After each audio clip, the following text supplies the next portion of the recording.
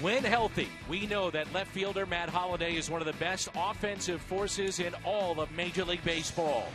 He got off to a terrific start, 7th All-Star appearance. Midway through this season in the first half, June 8th, he goes down with a leg injury.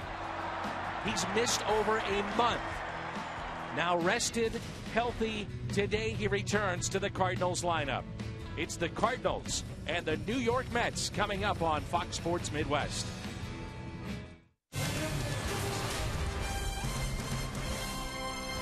This is St. Louis Cardinals baseball, and tonight from Busch Stadium in downtown St. Louis, the second half is here.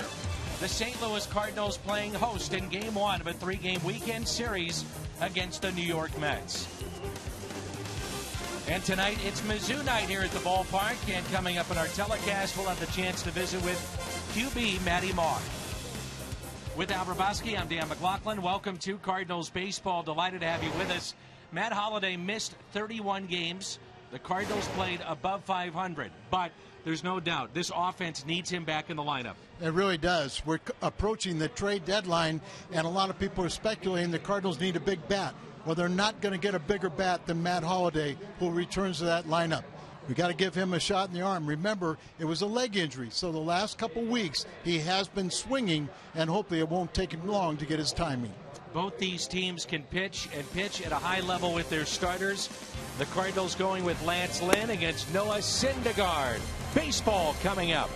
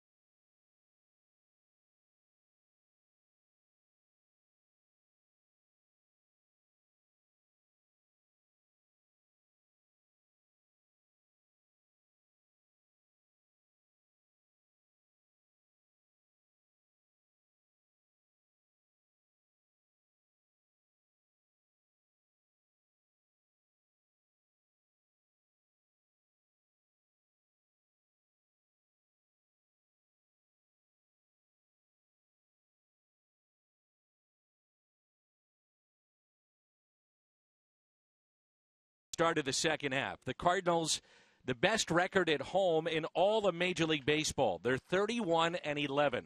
And why are the next 2.5 to 3 weeks so important? The Cardinals play 14 of the next 16 here at Busch Stadium, and that man is back in the lineup. All-star Matt Holliday. All-star Yadier Molina will be behind the plate. He'll be catching a former All-Star in Lance Lynn. The second half is here.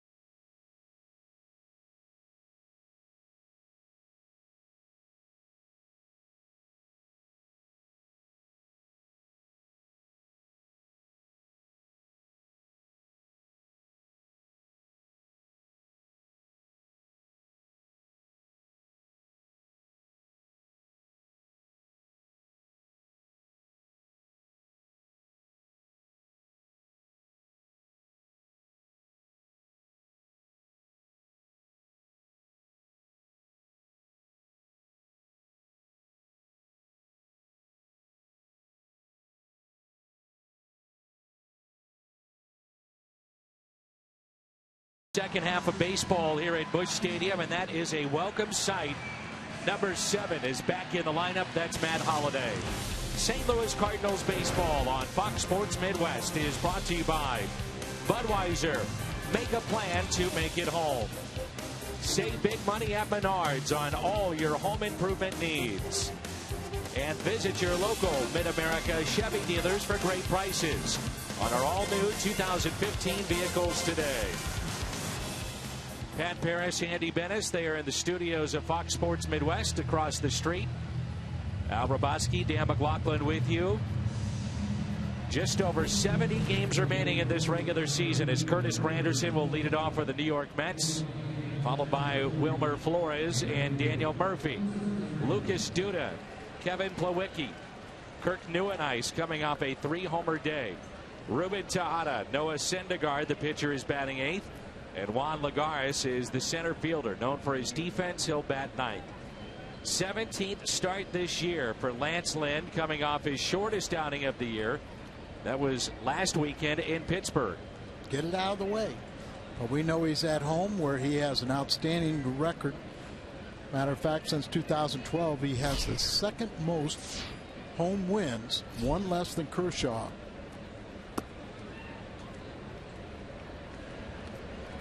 His record would be much better if he had a little more run support, something that he never had a problem with before, but his ERA has gone down every year. Here's a 1-0 pitch to Granderson, and that's taken high and outside. 2 balls, no strikes. This season, Curtis is hitting .243, 13 home runs. He's driven in 29. He's hit the Cardinals very well in his career. .358 his career mark against St. Louis. The best, if you're wondering, Matt Holliday, who's in left field for the Cardinals. Yeah, I remember Matt when he was playing with Colorado. It seemed like he always had a multi-hit game, and for a while it was nearly .500 against Cardinals. Lynn staring back at the home plate umpire. He thought he had a couple of strikes here early on. Chad Fairchild is calling the balls and strikes. Sam Holbrook is at first. Craig Gibson at second. Clint Fagan is at third. Belted out to deep right field. Hayward is back, and it's 1-0 New York.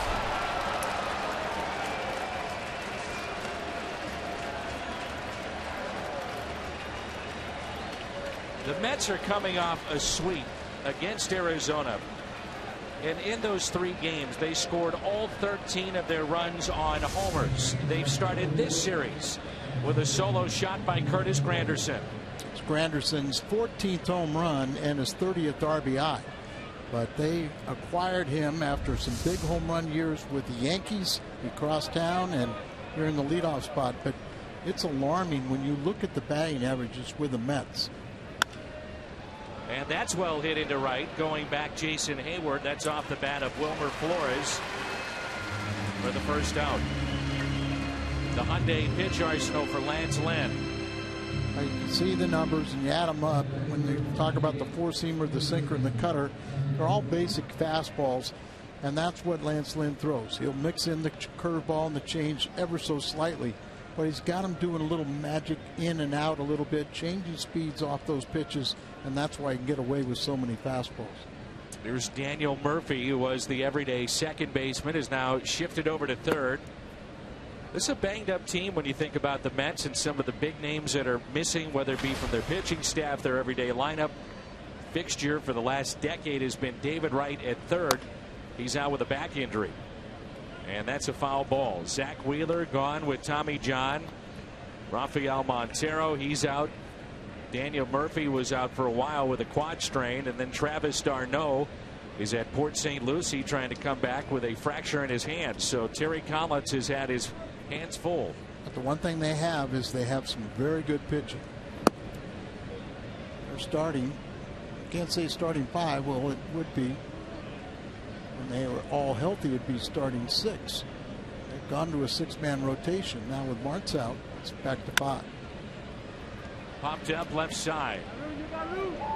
Plenty of room for Carpenter. And he'll put it away for out number 2. So Holiday back in that familiar spot of left field. Randall Grichuk is in center, and Jason Hayward is in right. Around the Horn is brought to you by Dobbs Tire and Auto Centers. Carpenter is the third baseman. Peralta at short. Wong at second. Reynolds at first. Molina behind the plate.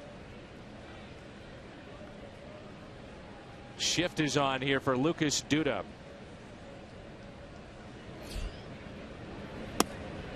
Strike one. Duda is hitting .241 with 12 home runs. He's driven in 38. Yeah, he had 30+ home runs a year ago, and it's a little dangerous against left-handers now.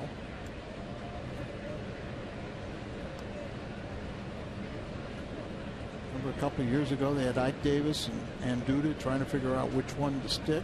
They got rid of Ike Davis, and Duda has rewarded them. Hit the other way. Holiday going back. Makes the catch. Curtis Granderson on a 3-1 pitch. A solo shot into deep right.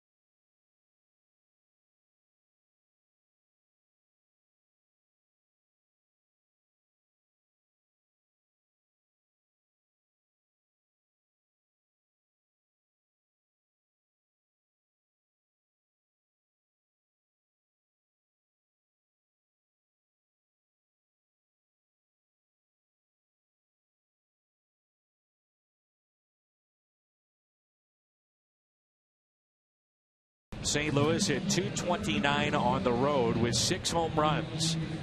And Colton Wong will lead it off in this lineup, followed by Matt Carpenter and then Matt Holliday. Batting cleanup, Johnny Peralta, then Jason Hayward, Yadier Molina, Mark Reynolds, Randall Grichuk, and Lance Lynn. Big guy, hard thrower, former top pick with Toronto, Noah Syndergaard. He is 4-4 in his 11 starts. Strikeout pitcher, and they love his stuff.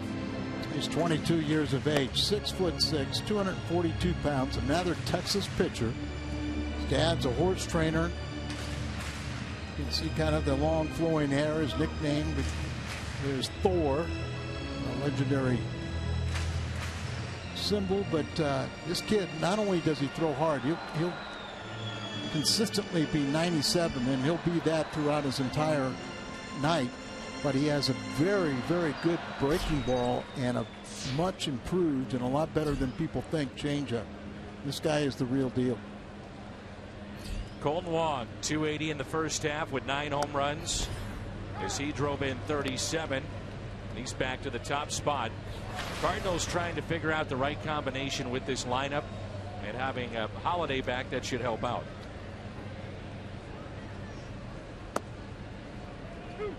Man, I don't think it's just Holiday, but I think, hopefully we see the return of Matt Carpenter, what we've expected from him. The last few weeks he just hasn't been himself. His average has gone down to 266. Slap the other way. Neuenhuis, 1 away. So what does he feature, you ask? The Hyundai pitch arsenal with Noah Syndergaard. Well, that four-seamer is going to be about 97. The sinker, you see that on top of it. The curveball, he likes to throw that pitch. The changeup, just a touch with the slider. But, here, his pitching coach at the big league level, Dan Wadden, it really teaches the slider. At AAA, they have Frank Viola, who is very good at teaching the changeup, and nobody can teach that fastball. You got to have it. First pitch to Carpenter is taken for a strike. Don't you agree that Matt Carpenter just hasn't been himself? And I mean, when he got up to the first part of the season, he was an MVP type candidate, and then he's kind of hit a wall. Hopefully he'll bounce back. 0-1 pitch. I thought we saw some signs late in the series with Chicago, and then over the weekend at Pittsburgh, to see him come out of that funk. Yes. It got off to such a good start, and is a big, big key to this offense, clearly. Here's the 0-2. On the last several years, it just seemed like we always talk about, if the Cardinal offense gels, it starts with Matt Carpenter. We moved him out of that leadoff spot because he was always in the middle of things. You wanted to have more RBI production, but he is so important to this ball club. And the 0-2. So that pitch at 97. Now watch this pitch, the breaking ball and the movement. Carpenter out in front.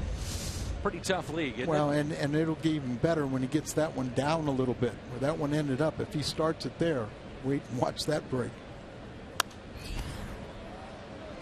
Beginning of the season, left-handed hitters were beating him up a little bit, but he's kind of corrected that now, and very tough on the lefties. Noah Syndergaard in his last start against Arizona, 13 strikeouts already. Third time he had been in double digits in strikeouts. That taken high.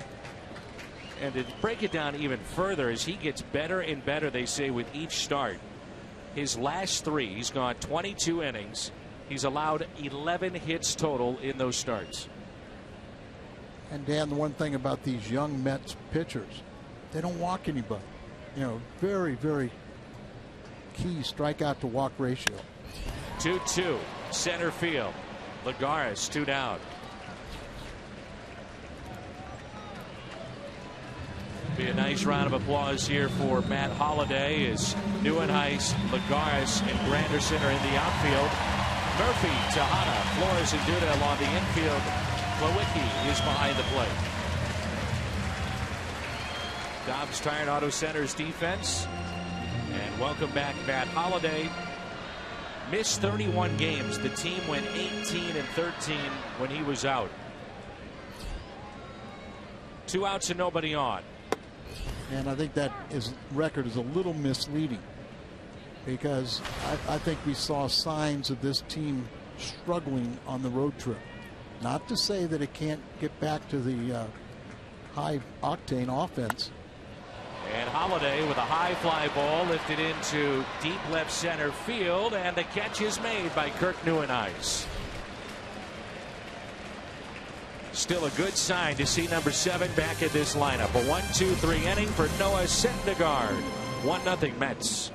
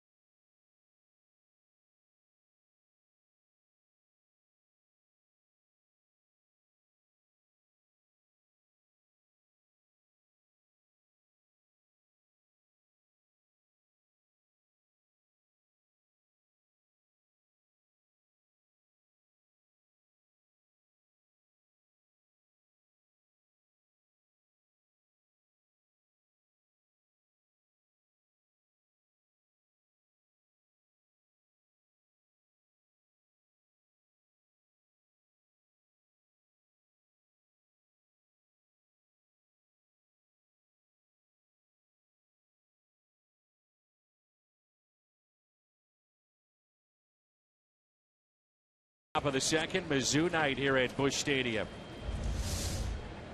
Matty Mock with our ceremonial first pitch. We'll visit with him coming up in our telecast. The starting QB for your Missouri Tigers. 23 wins. Tied with Alabama for the most in the SEC over the past 2 years. Transition from the Big 12 to the SEC and a couple of championships for Mizzou. We'll talk it over with Matty Mock coming up. 0-2 here on Kevin Plawecki. So where the Mizzou is expected to take third in the SEC. Georgia wins, Tennessee second, and Mizzou. We'll have to change that, won't we? Well, they weren't expected to do much the last couple of years. No. Surprised many. Turn to Al Hrabosky's Toyota keys to the game after the first strikeout of the night for Lynn.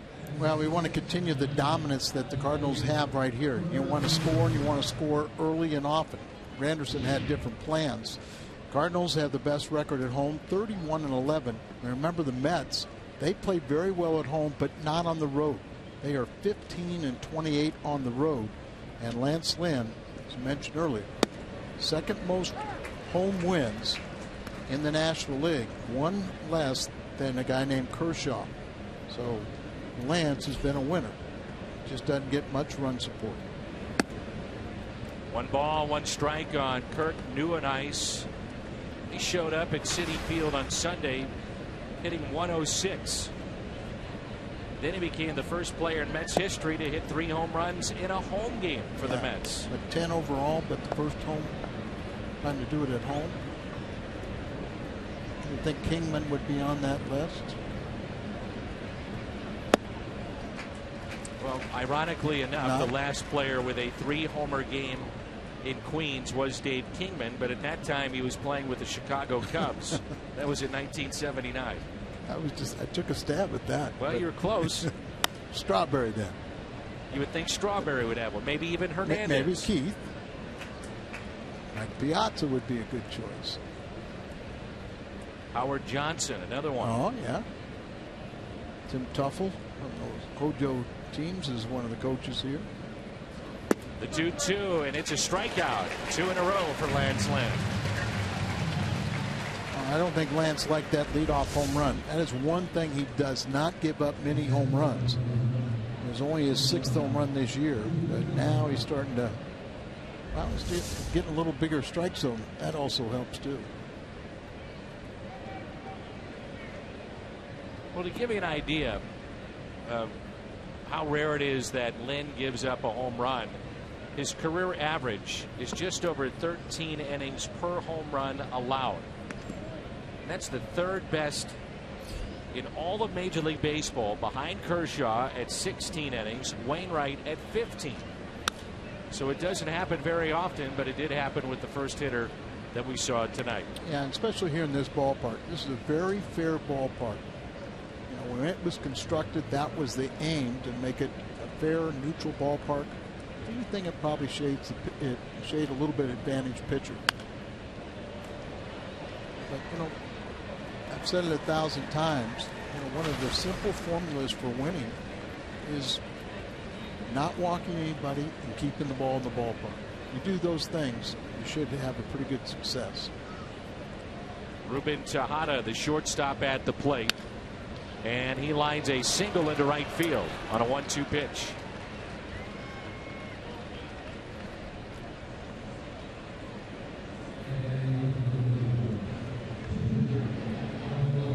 BJC Healthcare, difference maker, and Lance Lynn here at home, 31-13.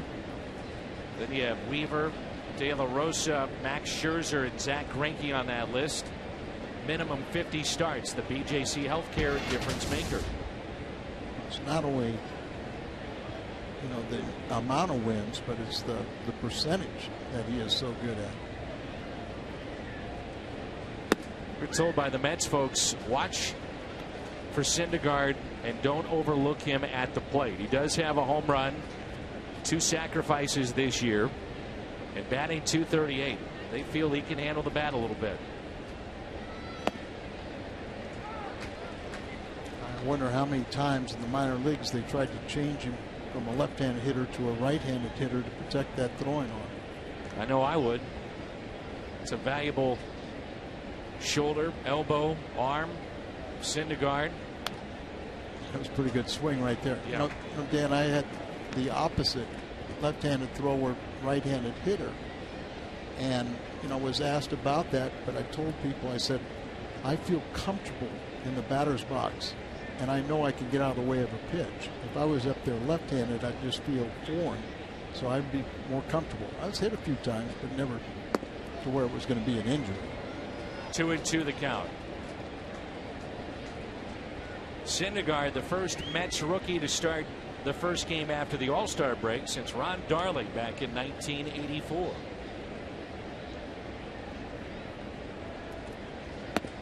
And a swing and a miss as Lynn strikes out the side here at the top of the second. 1-0 midway through 2.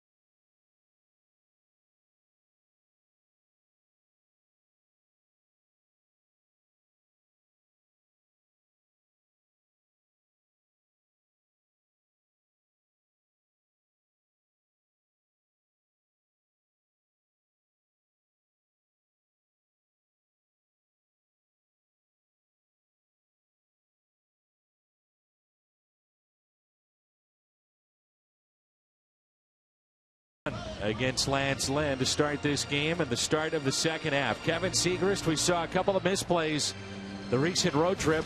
So we flash back. This was at Wrigley Field and cost the Cardinals a game with that throw into center field. So here we are back at the ballpark, back to work.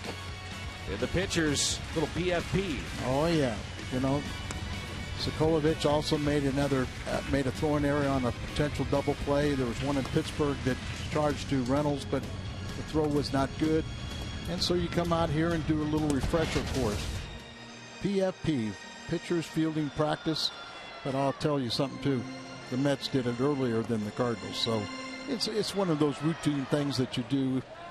Just a little tune-up. Take the infield, do all kinds of different things to get ready for the second half. They're in the bottom of the third, and the Cubs lead Atlanta 2-1. Soler with an RBI. That's Hendricks against Tehran. Pittsburgh and Milwaukee tonight. Charlie Morton and Mike Fiers.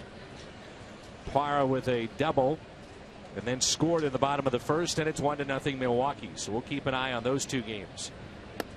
Breaking ball and a strike to Johnny Peralta, who had an RBI single in the All-Star game, won by the American League.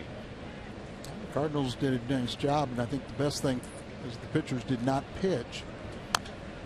Well, I think they got the recognition of being there, and they all were deserving, but they needed the rest. Waka, Martinez, and Rosenthal. So I think that, from a team standpoint, was the best thing.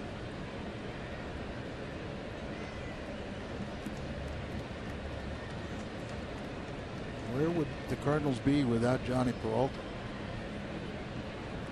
Arguably the hit of the year in Chicago at Wrigley. Cardinals down to their final strike. You see some of the midseason grades where Johnny in consideration for MVP. That's how important he has been to the Cardinals this first half. We say first half, but there's 73 games left, including tonight. Here's a 1-2. Fastball at 95. First strikeout for Noah Syndergaard. Follow the Cardinals with MLB.com at bat, the #1 app for live baseball, in-game highlights, live look-ins, replay reviews, radio broadcast, StatCast, and more. MLB.com at bat for your smartphone or tablet.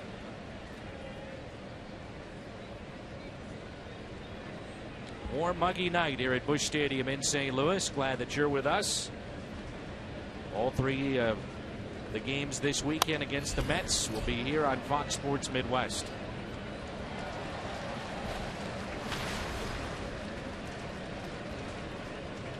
Beautiful weather during the All-Star break here in St. Louis. These are like hot weather, but no rain. Oof. So then this afternoon during PFP it started raining. 0-1 pitch. Hayward out in front. 0-2. Bill Finley was beside himself. He can't catch a break. No, he just said there's not supposed to be rain. He said looking at his radar on his phone, and they said, but it just keeps on bubbling up. But it just made a little steamier here. 0-2 the count on Jason Hayward. Hayward, after a very slow start, had a nice month of June. And it really began in late May.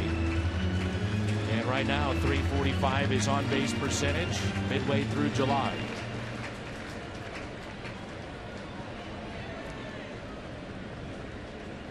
Here's the 0-2 pitch. Cardinals right now 23 games above 500. Their record stands at 56-33. The season high mark was 27 games above 500 back on June 28th.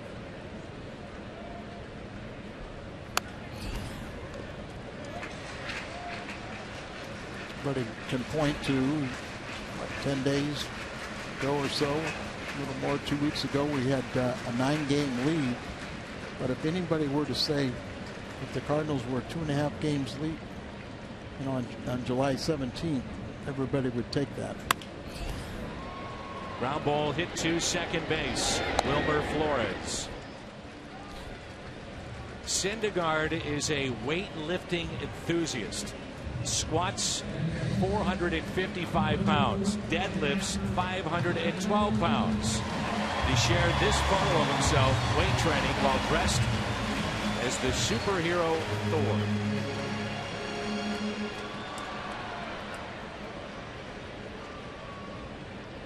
And I remember the days when we were not allowed to lift weights. That has changed quite a bit. Dramatically. Even for pitchers, you know, I mean, for a while it was okay. Position players, you could see them doing it, but then pitchers, it was taboo. You built up your legs running. The only weight that was in a clubhouse was what Dr. Bowman came out with, a weighted, it was a lead baseball, and you would use it to rotate and just kind of stretch your arm out. You didn't really throw it. You know, it was just something to kind of just play with a little bit and rotate and stretch your arm. 0-2 is put into play. And a bouncer to second base. Little kids having a little fun in this great city. One of the great baseball cities in the United States. 1-0 Mets after 2.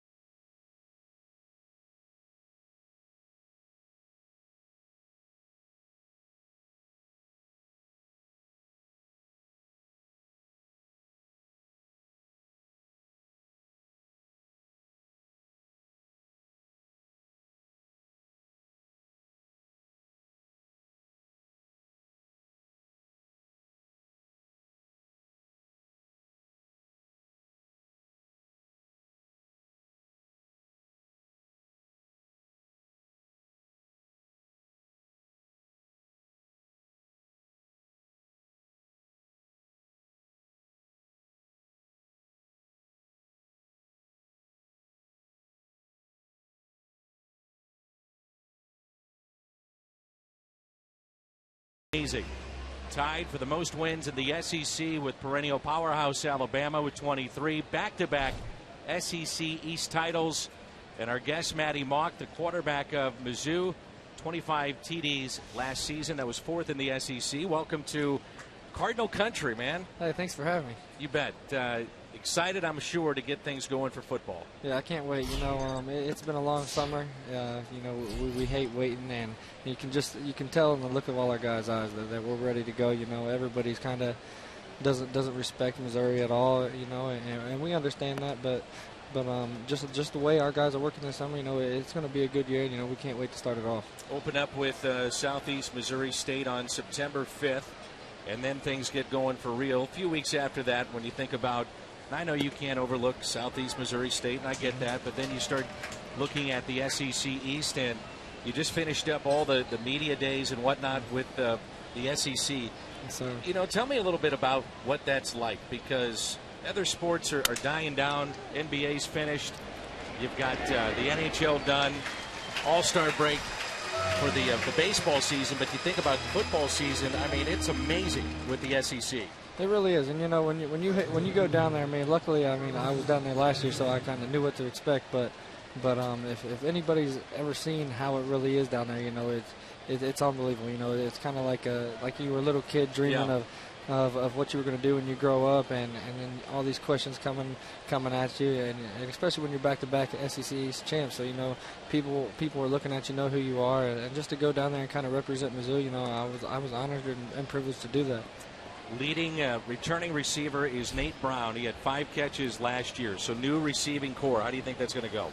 You know, it was the same thing we ran into last year. I mean, you look at it, we lost Doriel, Marcus, and LaDamian, and then Bud, Darius, and Jimmy kind of stepped in and did a great job last year. And then you look at that, it should be an easy transition for them. You know, we're lucky to have the development staff that we do. And you know, these guys just got to get a couple reps, and you know, going against our defense, that's a big help, because I mean, in my opinion, we have one of the best defenses in the country, especially D-line wise. And you look at our corners, Ariane and Kenya Dennis. I mean, those guys are tremendous out there, and they're really working our guys, and you know, they're getting better day by day. Well, they talk about I love the statement Mizzou made. You know, guys that go to the NFL, and it's kind of become the mantra, it seems like, for the university. Has that just been amazing to you to see all the different guys that have gone on to the NFL? For sure, and if you're a recruit coming and looking at Missouri, I mean, that's a big thing that factors into it. I mean, for me, quarterbacks was a thing that factored into it. You look at Chase Daniels, Blaine Gabbert, James finished up there, and Brad Smith, all these great quarterbacks, and you look at Coach Pinkel, what he does, how he does things. And I mean, as a young guy being recruited, I mean, it just catches your eye right off the bat, and you know, you can't wait to get here. There's a walk to Curtis Granderson with 1 out here in the top of the 3rd, and it brings in Wilmer Flores. Were you a baseball fan growing up? To be honest, not really. You know, I played growing up and stopped in 8th grade and started running track, but I mean, to be out here and watching these guys, you know, it's something that can excite you for sure. How about, you know, Gary Pinkel? He is from the area that you grew up in, playing football in that hotbed of Ohio, and then you wind up at Mizzou. So I'll ask you, coming from there to Columbia, Missouri, what was the attraction for Matty Mauck? You know, being in the recruiting process, you kind of notice little things, and for me, I felt like a lot of coaches were business, and you got to understand it kind of is, but at the same point, I wanted to know that I was going to have a coach that was going to help me grow on the field and as a young man. You know, and Coach Pinkel really stuck out to me, and it wasn't like a show. You know, they rolled out the red carpet and all that, but it wasn't fake. It seemed real to me, and then as soon as I stepped on campus, you know, it hasn't changed at all. They treat everybody the same. Coach Pinkel's a guy that's going to say something every time he sees you and really reach out to you, and that's how all of our coaches are. And you know, just to be here, going on my 3rd, 4th year, you know, I'm blessed to be here. 1 ball, 1 strike on Wilmer Flores as he hits that out of play. Matty Mauck, the QB, back again for what, your redshirt junior season, correct? Yep, so it will be my redshirt junior season. And when you think about playing on an SEC Saturday, how do you describe that to your buddies back home, what that's like? When you go into the swamp, or you're, you know, visiting some of the top places in the country that you grew up watching on TV, what is an SEC Saturday like? You know, it's hard to explain, you know, honestly, and kind of like what I was saying earlier, you know, it's something you dream of doing. It's like playing the NCAA video games, and you see the swamp, you hear all these fight songs, and you know them, you whistle them, and then when you get there in real person and you step in Georgia Stadium, or like you said, the swamp, it's unbelievable. It gives you tingles, but at the same time, you know, it's like this is your dream right here. You know, you got to go out and give everything you have. So, you know, that's what I try to do every time I step on the field. When you're walking around campus, everybody talking about football? For sure, you know, especially in Columbia, you know, it's not a huge town, and you know, everybody kind of knows everybody. It's almost like a small town, and you know, when we're out there and people driving by and we're having 707 and they're honking, you know, it's in the air, you know, and especially coming back from media days, you know, you can just feel it, and you know, it's the level of excitement's at a high. Matty Mauck, our guest. You mentioned something earlier that I was going to ask you about, which is the respect of the program. It's amazing. You know, people talk about Alabama being one of the preeminent programs in the country, but yet you're tied with Alabama for the most wins in the SEC over the past 2 years. Are people finally giving you the respect that you think you deserve? To be honest, no. And I say that with honesty, you know, not at all. Especially coming back from media days, you know, people still throwing us down there. You know, you're going to be at the bottom. You guys don't have anything back. It's been a Cinderella 2 years. And you know, to be honest, it's just everybody on our team, you know, we're kind of sick of hearing it. And you know, that's what Coach Ivy has a little thing is it's mental conditioning, and you know, that's a distraction to us. You know, we can't control that, so we're not even going to worry about it. The only thing we control is what we do, and that's playing Missouri football at a high level. Terry Beckner is a kid that a lot of people were looking at potentially the #1 recruit in the country. He winds up at Mizzou. How's he look so far? You know, you can just see as soon as he stepped on campus that the athletic ability he has, and he's going to fit right in. You know, he's kind of like a Harold Brantley, one of those Sheldon guys, a big guy that's on the inside and can move. And you know, we're tremendously excited to see him go out there and play this year, especially to be in really his home state almost. And you know, he's got a lot of ability, and he's going to go out there and use it for sure. 1 ball, 1 strike with 2 outs, runner at second, and Daniel Murphy at the plate. How often do you hear or see guys like Chase Daniel and that era of Tigers coming back to visit with you or to watch the games? I mean, you see those guys around all the time. I mean, I've seen Chase up at the top of our balcony working out multiple times, and just the other day at 7-on-7, we were kind of working on some red zone stuff, and Spoon came up and was jamming the tight ends, doing some stuff with them, and J-Max right on the outside working with our outside guys. So, you know, just for them to put their extra time to come in there and work on something that they built, you know, it's just awesome. And really, we grow up watching those guys, and to see them back, you know, it makes you excited. It makes you want to do a little bit more to keep that tradition going. 2 balls and 2 strikes on Daniel Murphy. Lynn looking for his 4th strikeout of the night.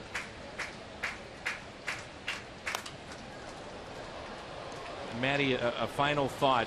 Gary Pinkel, 15th season out at Mizzou. It's hard to believe. Is he still fresh? Is he still getting after it like he did, you think, way back when? Oh, yeah, for sure. I mean, there's days you'll walk in and get ready for your workouts, and he's in there working out. You know, he's got his headphones on, working out and doing his thing. And you know, but at the same time, he's still Coach Pinkel. You know, he wants to win at a high level, and that's what we're doing. You know, he's got the staff. He's built this place from the ground up, really, and to be able to play for him and win back-to-back SEC championships and come back for hopefully a 3rd, you know, I'm blessed to be here. Well, you're representing the university quite well. Have a great junior year and senior year. And let's talk again next year about another SEC championship. Sounds like a plan. Thanks for having me. You bet. Thank you so much. Yep. Have a great year. Thank you. Matty Mock, the QB of the Missouri Tigers. And again, they'll kick their season off September 5th against Southeast Missouri State. The 2-2 pitch. Lynn to Daniel Murphy. And a ground ball to first, and a tough hop there for Reynolds. Bobbled, but Lynn is there at the bag and gets the foot down for the out. We're at Busch Stadium in St. Louis. Mizzou night here at the ballpark. Hope you enjoyed that visit with Matty Mock.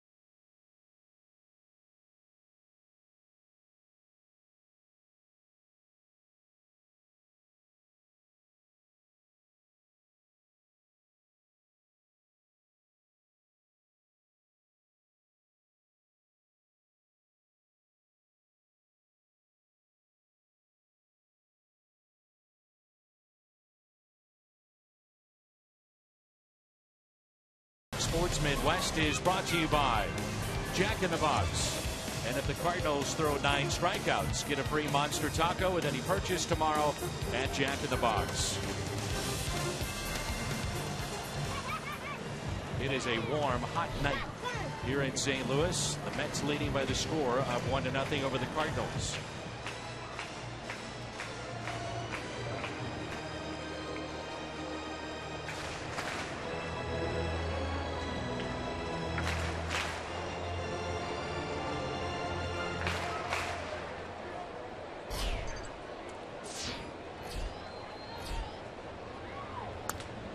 Ground ball by Reynolds and a base hit into left, and the first Cardinal hit. And it comes here in the bottom of the third. Mark Reynolds had 3 home runs on the road trip, including a multi-home run game, his 22nd of his career. And he gets the first hit.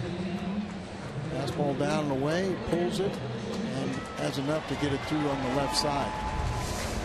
That said that their interior defense started improving a little bit when they started putting Tejada at shortstop, and then Flores moved to second, which freed up Murphy to go over to third with David Wright still out.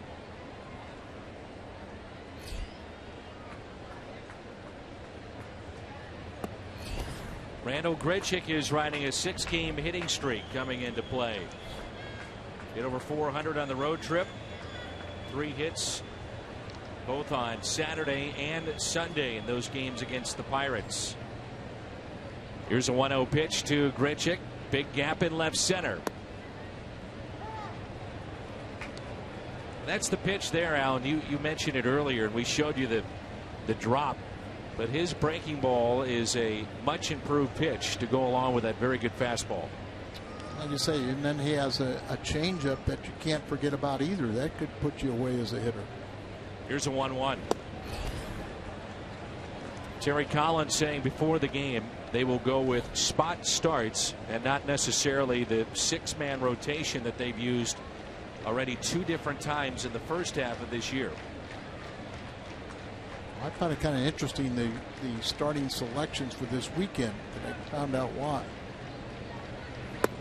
They leave here, they go to Washington, and that's who they trail by 2 games. So Terry Collins set his aces up. He's got a bunch of them. He's got his young guns, you know, Harvey and DeGrom. They're going to be in that rotation. Then you probably get Syndergaard again. The 2-2 inside. There'll be some pitching in that series, won't there? Oh yeah.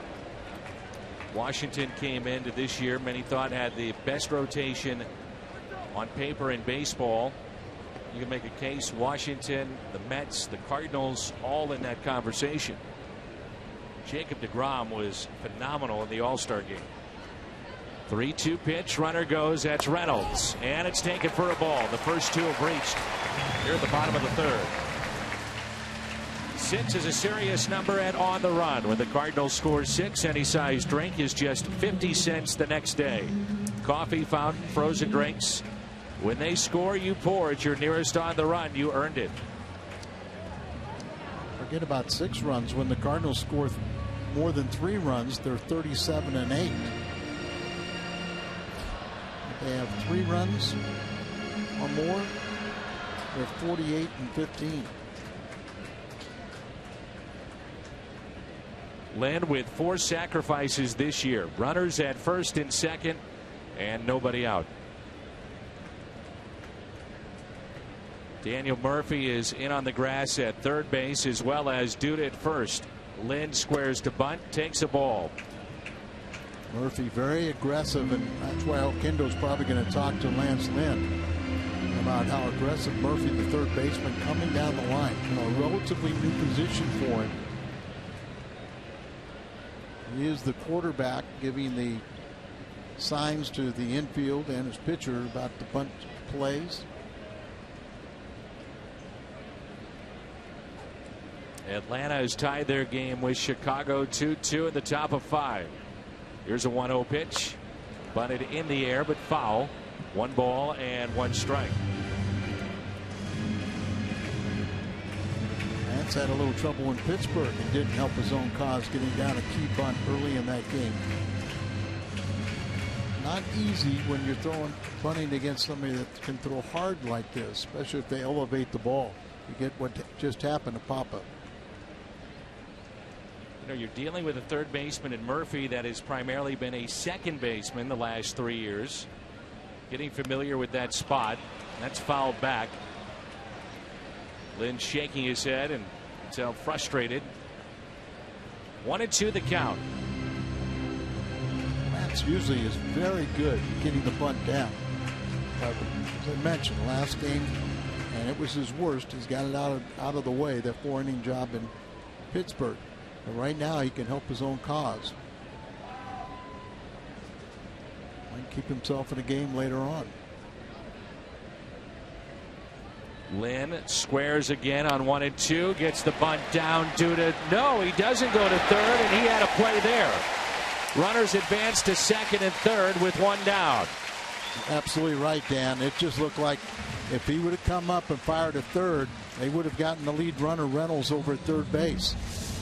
But he knew he had to get one, and he took the one at first base. But look at how far. It's not even halfway. He's got to go to third. He's got to go to third. He's staring right at it. But, you know, when you're some of these guys, you know, Murphy wasn't known as the best defensive player even when he was at second base. Duda's kind of been that same offensive type players. They're afraid to make a mistake. 1 out, 2 on, and a swing and a miss by Colton Wong, who lined to left first time up.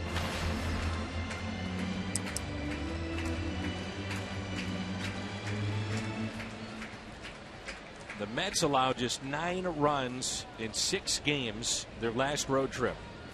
Third best in the history of their franchise. Wong, good pitch in his hands, and it's no balls and 2 strikes.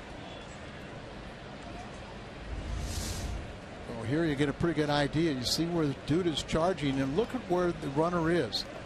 Murphy's getting back to back. He's there with plenty of time, but he chooses to get the safe out at first base. It might be at the expense of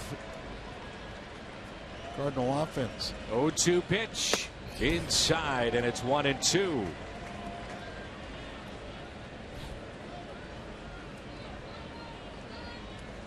You've seen that a time or two. Colton Wong hit by a pitch.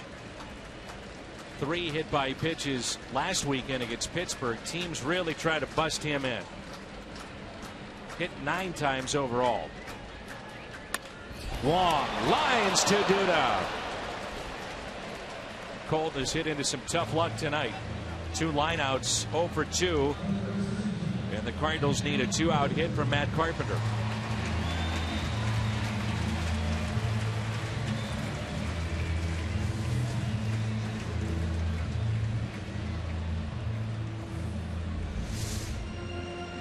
Wong was right here in the line drive, but take a look at Carpenter in the first inning. See where they had Lagares way over in the left center.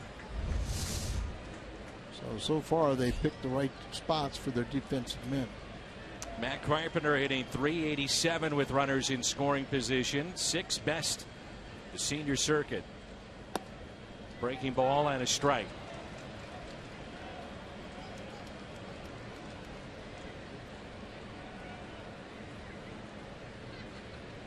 This is where this right-hander, Syndergaard, has been so tough. Opponents now 1 for their last 25 with runners in scoring position. And the 0-1. Out of play. And Dan, you're talking about a young man that's 22 years of age making his 12th big league start. Already has 3 double-digit strikeout games. He's on a pretty good select list right there of Mets pitchers in the past that have done that in as few as 11 starts.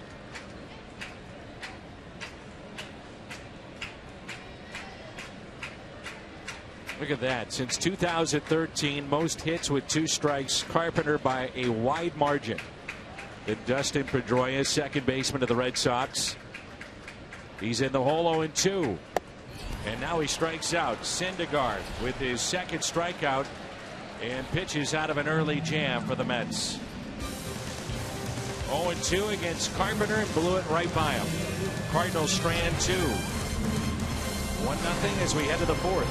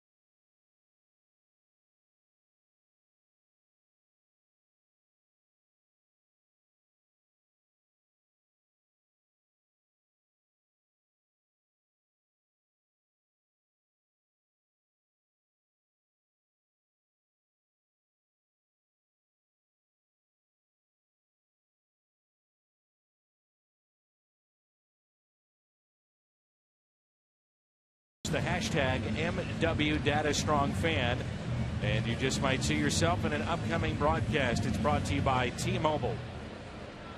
Mizzou night here at the ballpark, and the chance to hear from Dudley McCarter, who is the president of the Missouri Alumni Association. And this year's total enrollment will exceed over 34,000 in Columbia. There's over 300,000 alumni worldwide, and the largest number for 60,000 Mizzou alum right here in St. Louis. Here's Lucas Duda, who lined to left his first time up, then Kevin Plawecki and Kirk Neuenhuis. There's a strike from Lance Lynn, 1 ball and 1 strike. They're not all journalism majors, are they? Apparently not. There's a bunch of them out there. Yeah. One of the great journalism schools in the country.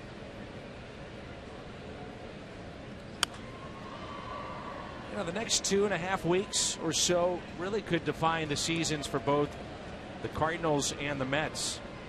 You mentioned it, the Mets, the first 3 opponents after the break, currently occupy first place in their divisions: St. Louis, Washington, and then the Dodgers. And they have really struggled against the Cardinals here at Busch Stadium. They've won only 5 of their past 19 here at Busch Stadium. Next 3 weeks important. The last 3 weeks, it's really tightened up in the National League Central Division. Makes it better. Makes it more fun. Keep the interest peaked in more cities. The wild card has really done that, but you know, like I said, if we go into spring training, we have a 2.5 game lead. There's nobody that wouldn't take that. Well, if you would have said, and I know we've talked about it, that Holiday's going to miss over a month, Wainwright the season potentially, Adams is going to miss 4.5, 5 months, and you'd still have this record, you'd take it. Well, they think you would have, you know, throw away the season. You know, you're lucky if you could get to 500. There's a line drive into right, and there is Jason Hayward. So 2 down and 4 straight set down by Lance Lynn.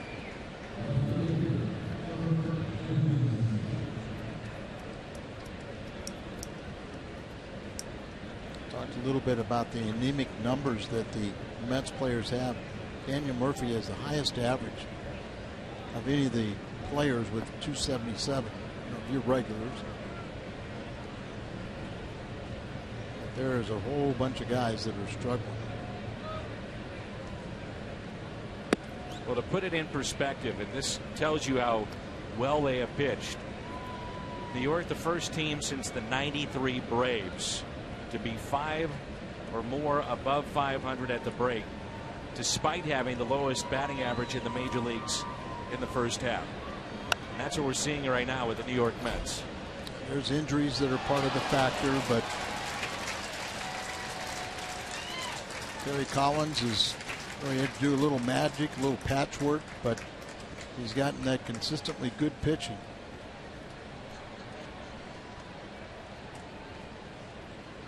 That's the name of the game. You have pitching, you can stay in a race.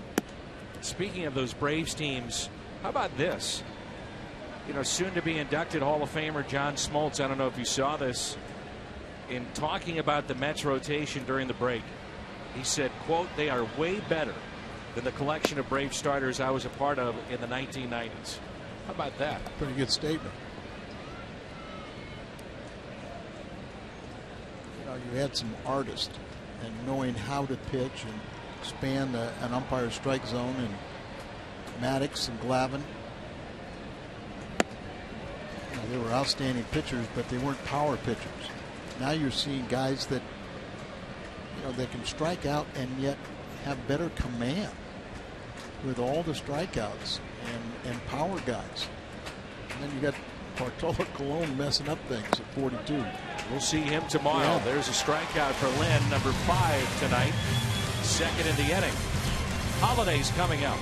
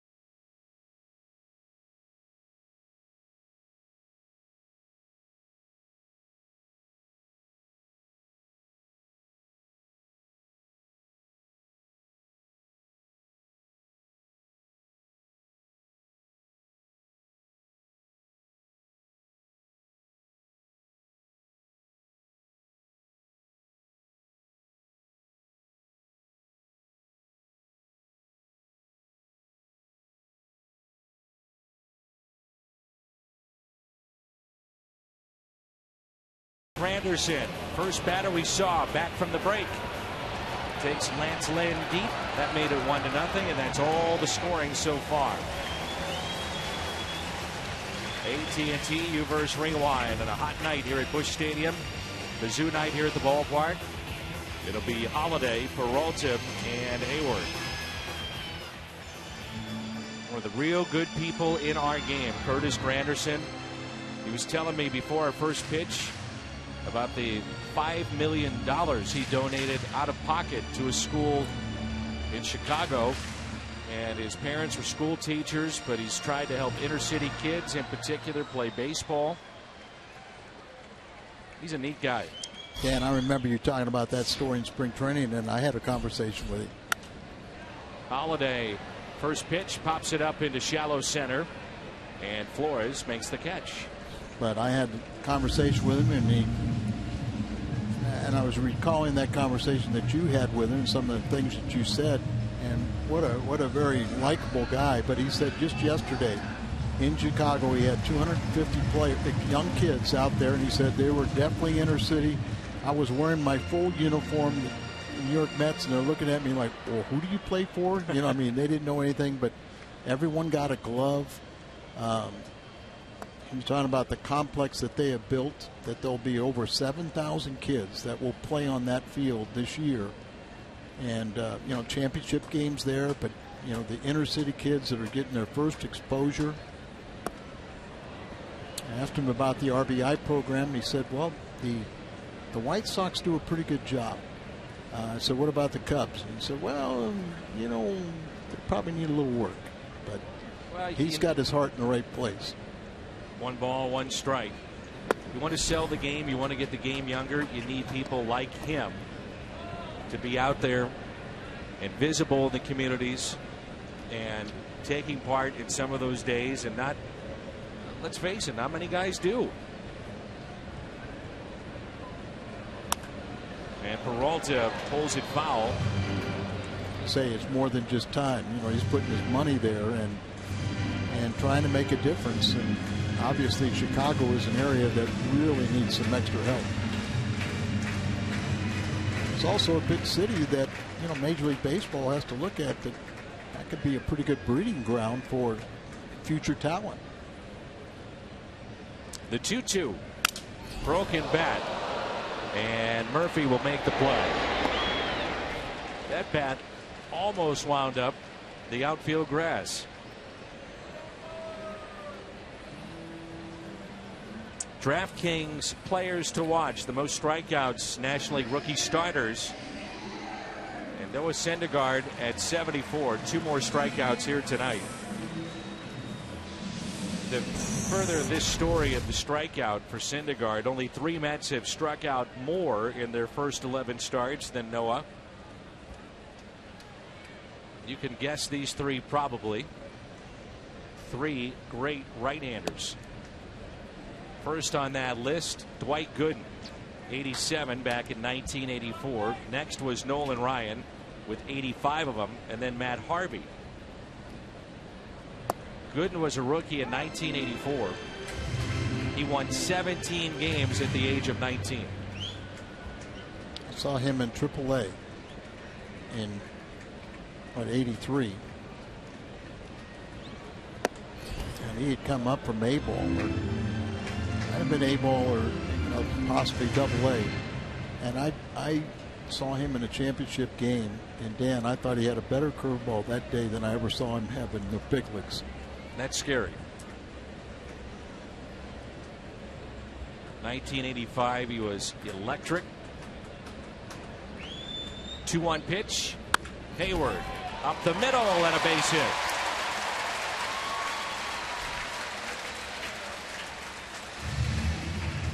Hit number 2 for the Cardinals tonight.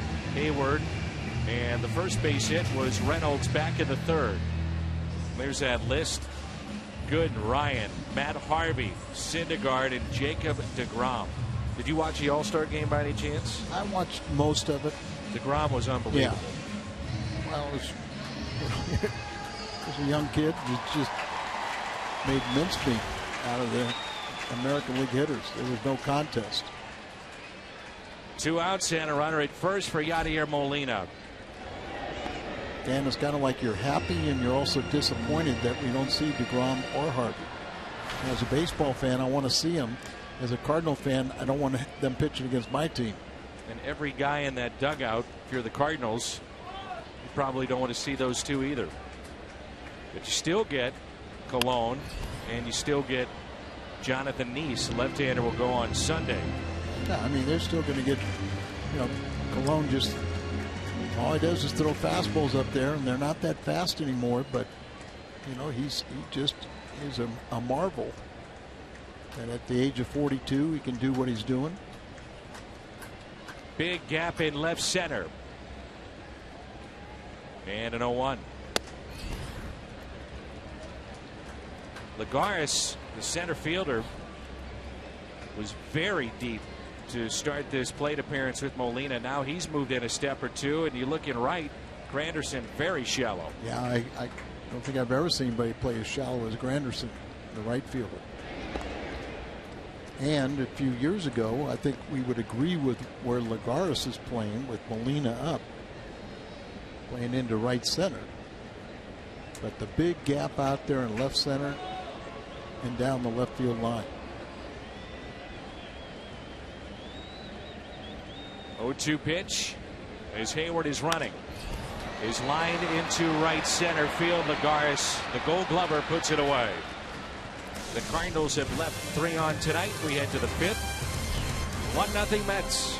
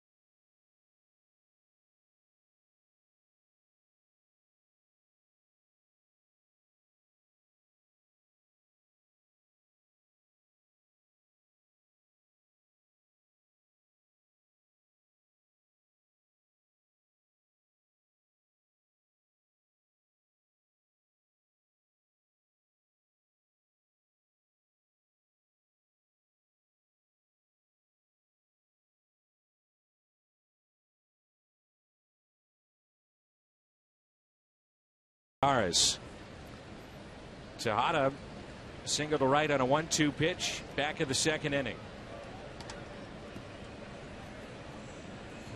It's quarterback weekend here at the ballpark. We're going to visit with Kurt Warner on Sunday. He'll be in the booth with us. Christian Day here at the ballpark. He'll be the featured speaker. Looking forward to visiting with Kurt Warner coming up on Sunday. Tejada, that single back in the 2nd, and the Mets have only 2 hits. The other was the solo home run by Granderson.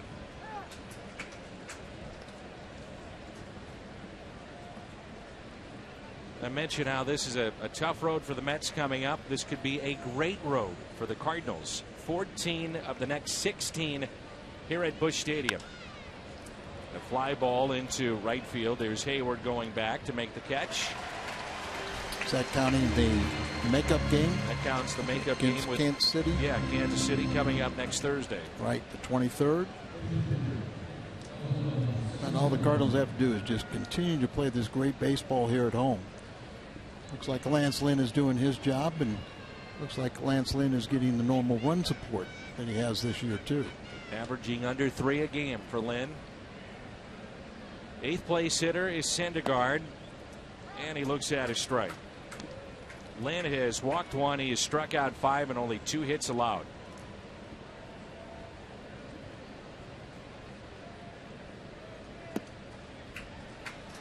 I'm excited, Al, because we have our speaker series coming up with Ozzie Smith and Willie McGee together. That's Monday, August 3rd. That's sold out in about 14 hours. And then you've added a new one, too, right? Yeah, we got those guys to rearrange some of the things that they had on their schedule. There's a strikeout number 6. So we've added a new night, a second night for Tuesday, August 4th. Cardinals.com/events to see Willie and Ozzie in our speaker series Tuesday, August 4th. Cardinals.com/events. Great deal on Cardinals tickets. Fill up at Phillips 66, 8 gallons or more. Now until September 24th. Receive up to 50% off on a pair of tickets. Cardinals.com/Phillips66. Those have been so much fun. Then don't you have McCarver and Carlton? We did that for a fundraiser. And we may do that before the end of this year, if not next year. Slowly hit left side. Carpenter makes the play. Ozzie Willie. Tuesday, August 4th. We've added a second date. That will sell out. Cardinals.com/events.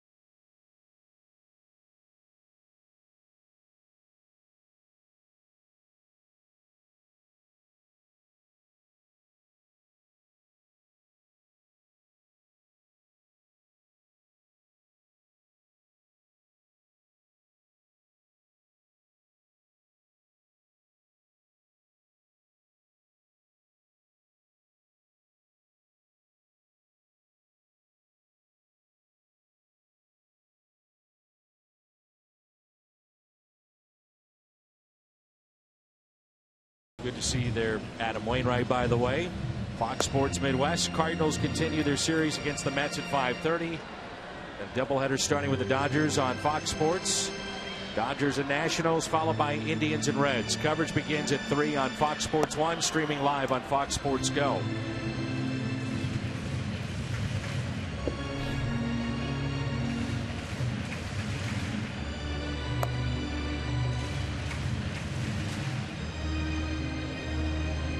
Showing off their muscles.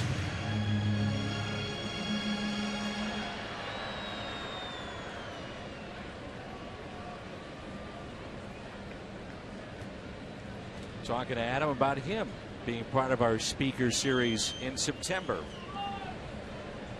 The boot is off and walking around the clubhouse now, and he's going to make some of the trips here in the second half, but good to see him the Cardinals clubhouse and down in the dugout.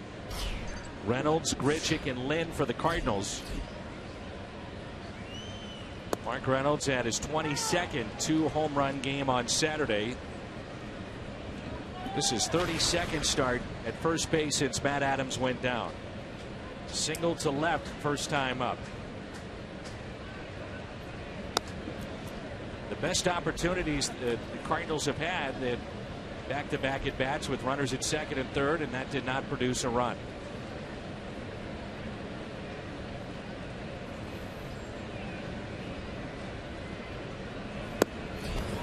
Now that Matt Holliday is back, it seems like Piscotty is blocked once again, the Cardinals' top hitting prospect.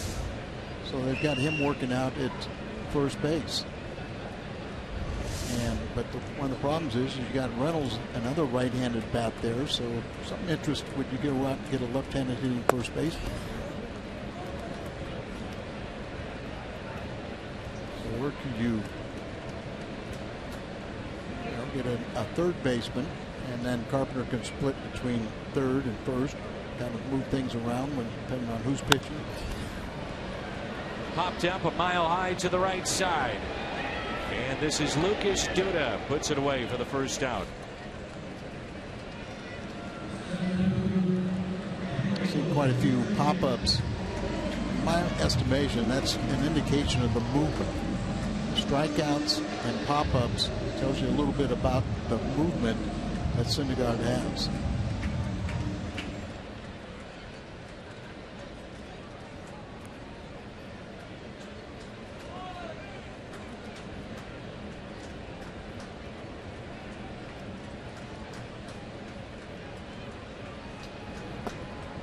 And a pitch taken low by Randall Grichuk. Walked back in the third.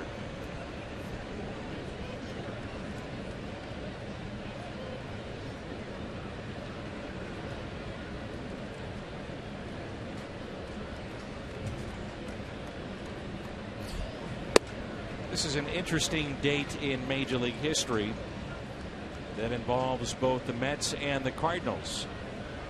A Major League debut at Wrigley Field 20 years ago today. He was part of the trio, Pulsipher, Wilson, and Isringhausen. Jason Isringhausen made his Major League debut, retired the side in order in 6 of 7 innings.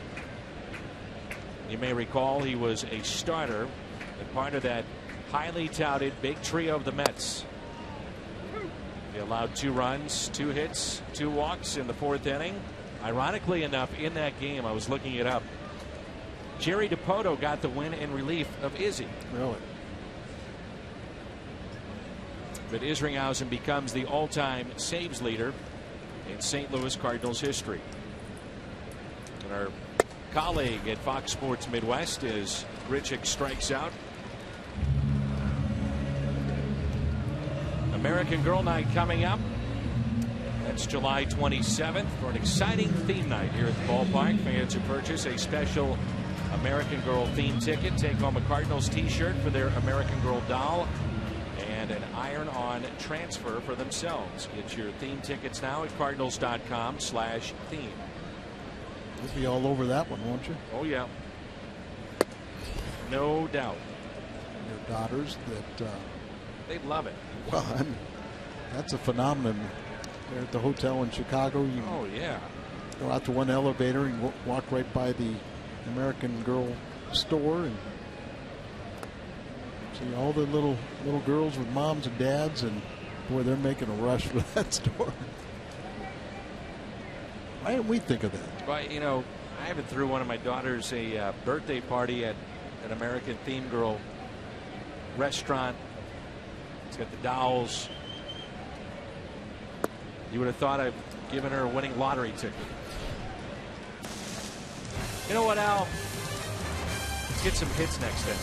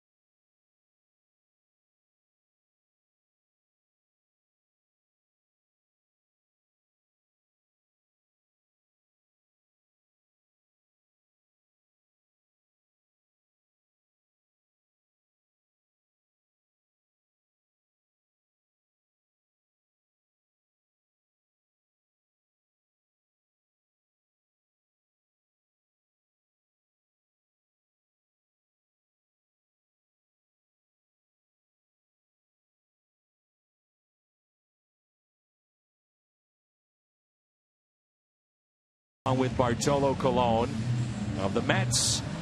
Cologne 9-7. John Lackey 7-5. We'll come your way tomorrow at 5:30, 6:15. The first pitch.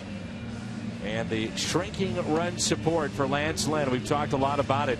Under 3 a game here in 2015. And this is the first time since he's been a starter that Lynn has not recorded at least 10 wins in the first half of a season. As you can see, if you have a 2.90 ERA and your teammates only get to 2.9 runs, something's got to give. Lucky, I guess, to have the 6-5 record.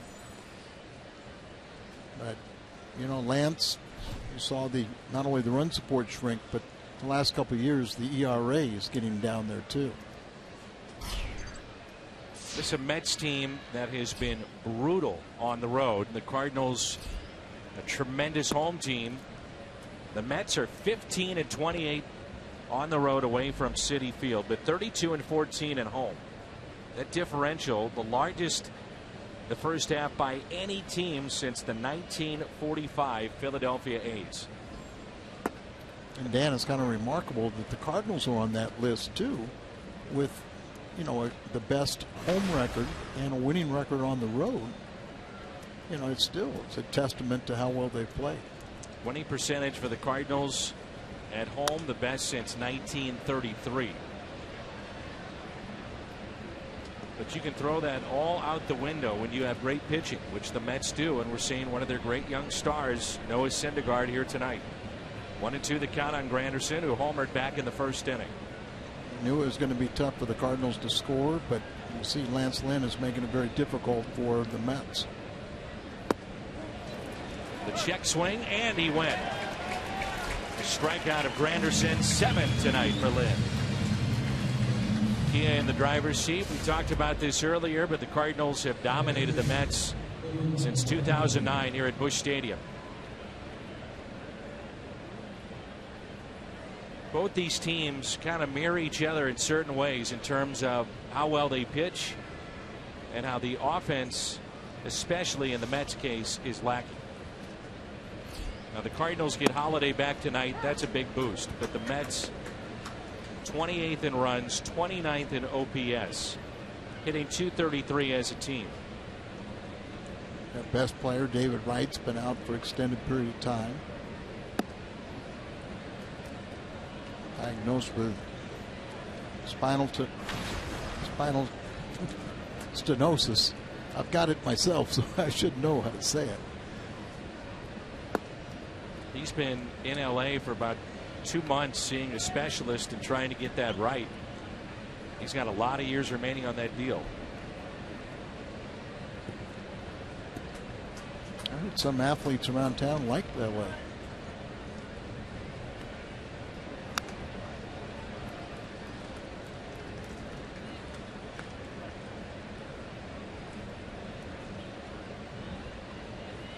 Two and two the count.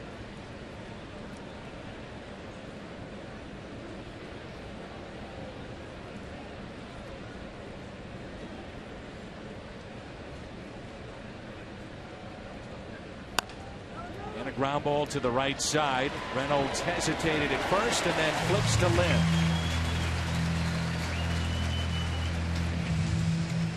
Two outs.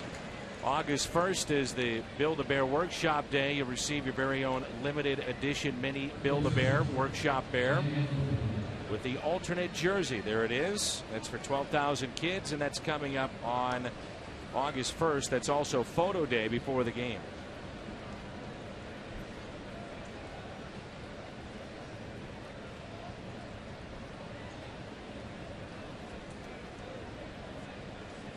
Daniel Murphy is popped out to Carpenter in foul territory and also grounded out to first.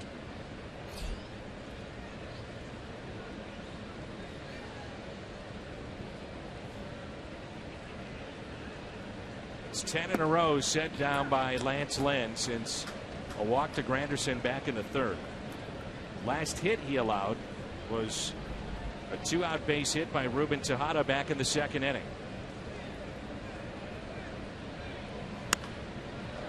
Yanked down the right field line and foul.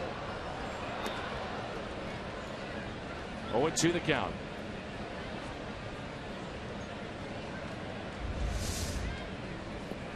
Pitched inside, you get it in there, and he just opens up, turns on it for a loud foul ball. Marco Gonzalez tonight at Double-A. Springfield, 3 innings, 3 hits, no runs. 33 pitches. Could be a factor for the Cardinals down the stretch in the bullpen or even in the rotation. Have to see him start stretching it out. 33 pitches. They feel like in the next couple weeks they can get him up near 100. Hit the other way and foul.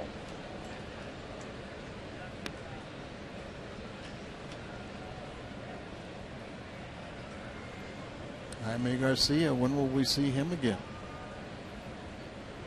Notice the wrap on his middle finger on his pitching hand.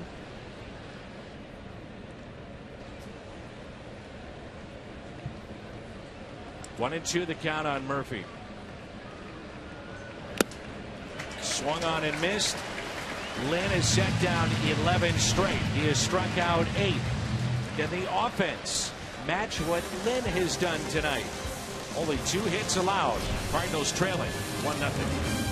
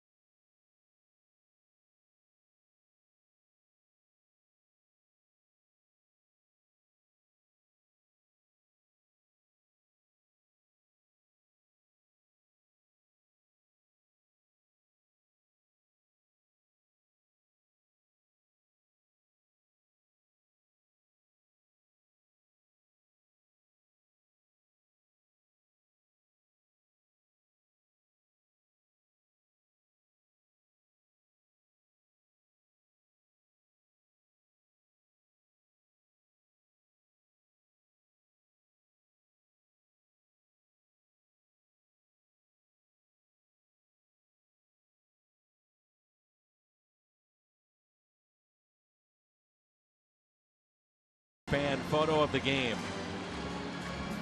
There it is.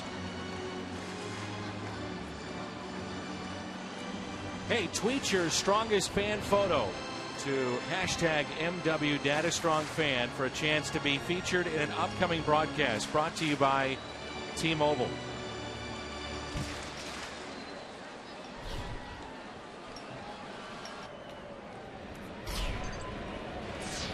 Here's Colton Wong to lead it off here in the home half of the 6th, and the first pitch popped up and out of play.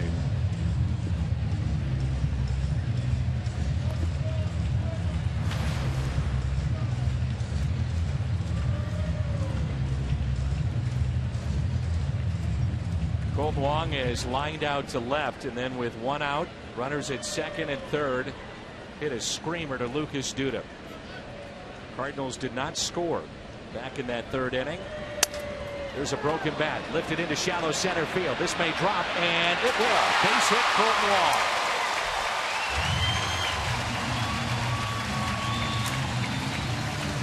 And we also have to hope that Colton Wong has the same type of second half that he did last year. Remember, he sent down in the minor leagues at one point, came back up, and he was a different player. Had much more confidence. The long ball became a part of his game, and maybe that little blue pit will get things started here. Carpenter is lined out to center and struck out to end the third. Syndergaard has allowed just 3 base hits. Just thinking right now, you're going to have to manufacture some runs, get the small ball going, and Colton Wong, one of the better choices to steal a bag. Cardinals were aggressive in Pittsburgh.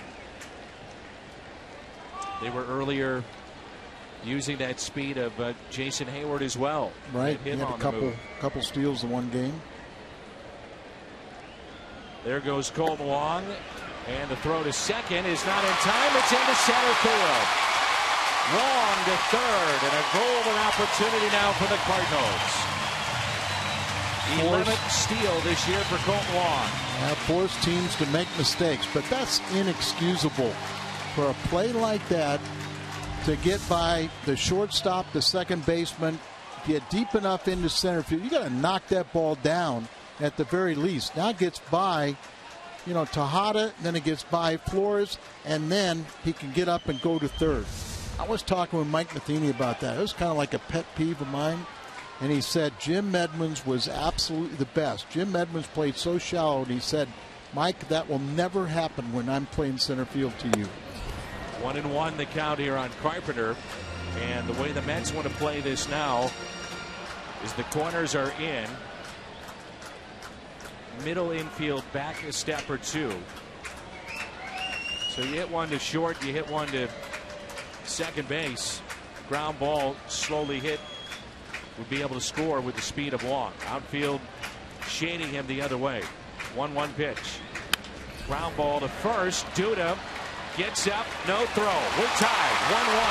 Carpenter with his 44th RBI this year. If he stays on his feet, makes it a clean play, we may have a play at the plate, but Wong off with contact and scores. I go back to that bunt play that Duda did not throw to third base. And you almost wonder if he has a little fear or a phobia. But when he falls down, it was made it academic that Wong was going to score. And you saw there, he was stopped when he saw it was right to the first baseman. When Duda couldn't stay on his feet, then he scores easily, and the only play is to step on the bag. Mission accomplished. Now get the lead. Holiday is 0 for 2. And a ground ball that's hit to second. Wilmer Flores, and Holiday in his return to the lineup, hitless in 3 plate appearances.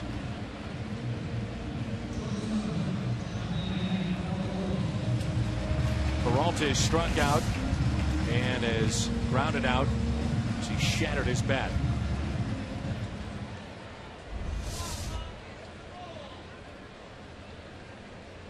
And you go back to the error on the catcher, the throw to second base on the stolen base attempt, and then he gets up and goes to third. Why is it that outfielders do not come in or react until that ball gets by the second baseman or shortstop, allowing the runner to have that easy base? The ball's not put in play. Why not come charging in and be aware if you have to go left or right? Peralta hits it down the right field line, slicing foul. If you get that ball straight into center field like that one, the center fielder should break in and keep that guy at the second base and not give him the easy third base. They'd still be leading 1-0 depending on what Peralta does now. 1-1 pitch. And Peralta hits it out to left field. Will it carry? Neuenhuis back at the wall. Goodbye! Over the wall. Neuenhuis thought he may have gotten it. No, sir. 2-1 St. Louis.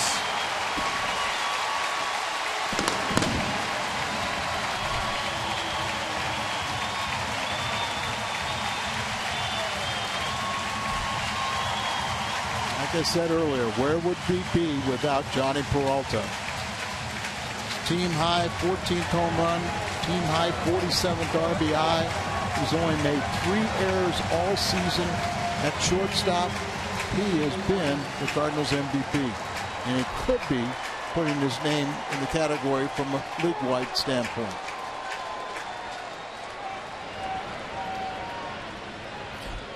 Neuenhuis almost had that as he scaled the top of the wall. I'm not sure if he got a piece of that. He was ready to do his own Pedro Guerrero impersonation and throw down his glove after the Clark home run. Like Johnny thought he had a pretty good shot at it, and the crowd loved it. Here's a look. Oh, he it sure looked did. like it did, right off the thumb or so.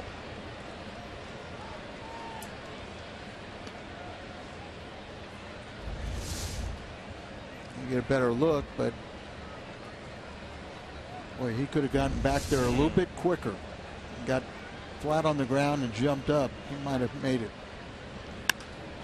That's well hit. Deep right center off the bat of Hayward. At the wall, and it's off the wall. Hayward to second. Now on his way to third. And it's a triple for the Cardinal right fielder.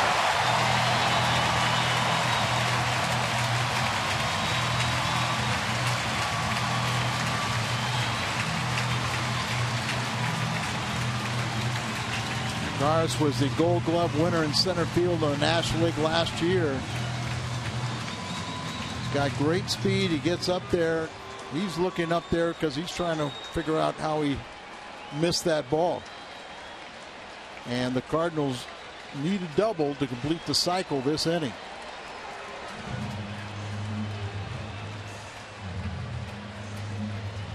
Hayward now 2 for 3. Lagares, look, he slowed down right there. He's trying to time his jump, but boy, I think he could have made that play.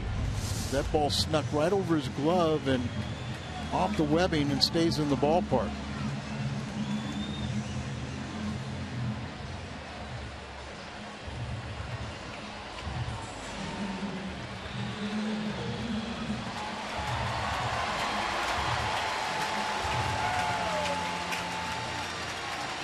Activity, righty and a lefty look like they're firing in the bullpen right now. Yadier Molina now with 2 outs and a runner at third. Big gap in left center. Syndergaard, he had a career high. You talked about those 8 innings, but it was a career high 116 pitches. And they also are trying to be conservative with some of the innings for their starters too. Only the 6th home run he's allowed this year. And the 0-1. Now it's 0-2. But you can see it looks like he's moved it up another gear now that he's got a man in scoring position. 2 Only outs. 83 pitches tonight. No, I mean, he's 62 strikes, 21 balls, good ratio. He hasn't walked only 1. Strikeout of Molina. 5 tonight for Syndergaard. The Cardinals tied it up with an RBI thanks to Carpenter. Then this solo home run off the glove of Neuenhuis in left. Lagares just a bit short on that attempt. Cards on top.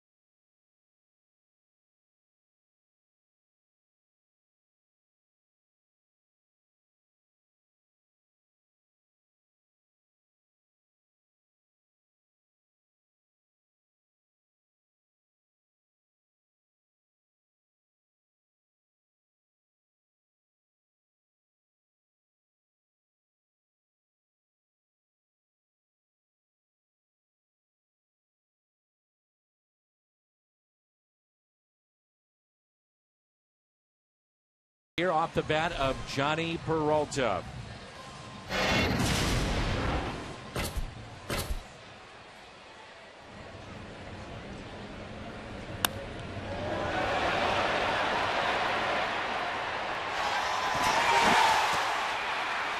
That dramatic buildup, and then you hear that smack. Just brings you to your knees. Hanging breaking ball. Johnny hits it. 14th home run, RBI number 47, leading both categories for the Cardinals this year.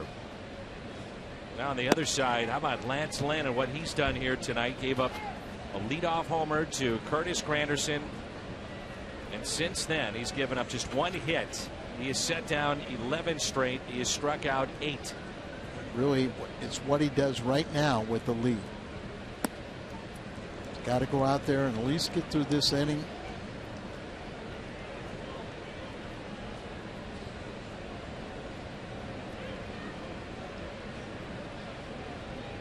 Be over 100 pitches that he finishes this inning.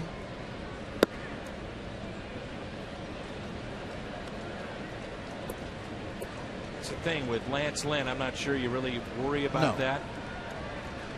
He's averaging over 17 pitches per inning this season. That's second highest among all major league pitchers. They got a well-rested bullpen, but you really want him to get through this 7th inning. You can consistently go 7 and ask your bullpen to just get 2 innings. Terry Collins, I believe, has just been tossed. He was screaming about the strike zone, and now he's going to go after Chad Fairchild.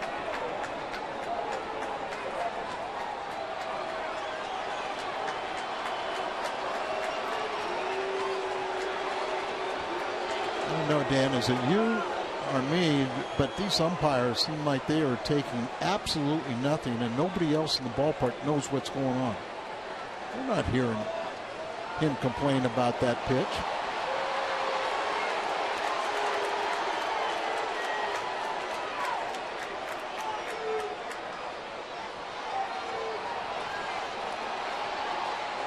That's Greg Gibson trying to get in the way, the crew chief. Now, granted, it might have been a low pitch.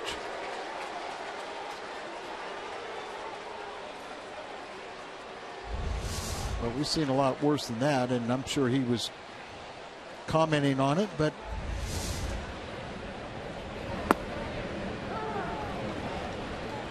watch how quick he looks over. He said that's enough there, and then boom. But gone. You know what? That's ridiculous. As a manager, or even as a player, you can question, was that low? Was it inside? Where was it?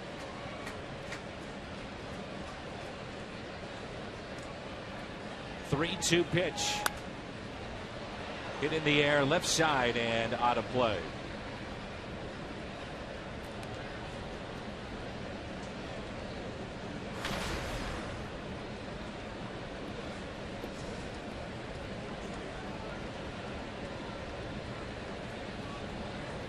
Lynn trying to come all the way back from 3-0. Almost the identical spot as Carpenter will give it a look, and it's out of play. It's Peralta with the shift on, so 3-2 the count. Duda tonight is struck out and also lined out.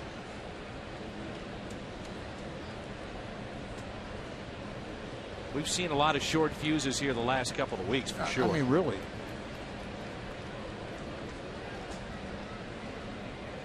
Three-two pitch. In the game in Chicago that Michael Wacha started which did go against the Cardinals, and I just wonder if there was a carryover effect in a ball that the first base umpire the night before, then the home plate umpire, had been hearing it from the Cardinals bench, and they're human, there's carryover, but short fuses to be sure. 3-2 again. Well hit, left center. Grichuk on the move with room, and he's got it.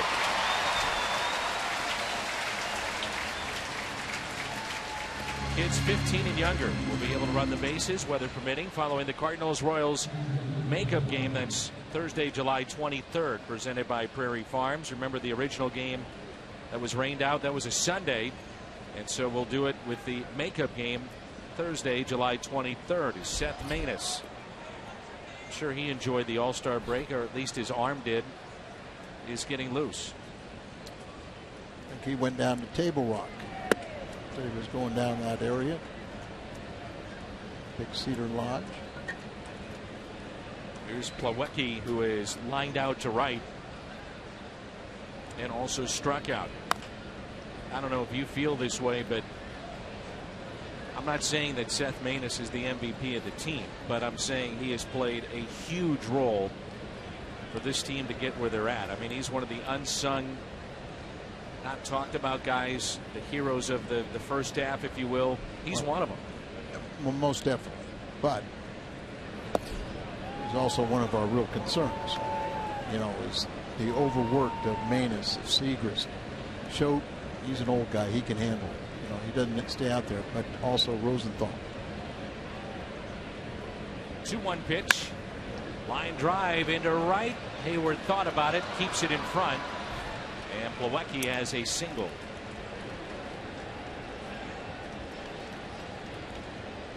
So coming off the break and the days off. Well rested bullpen. Rosenthal, they talked about having a little fatigue going into the break. That's why I said the best thing that happened was that Walker, Martinez, and Rosenthal did not pitch in the All-Star game, that they could, you know, kind of get the workouts in, but not extend themselves. You know what a lift is going to be when you get Walden back, you get Belisle back. You know, that's going to help the bullpen too. NYN looks at a strike. In the first half, you had 7 or 8 relievers down there, but you had a tendency to only use 4 of them.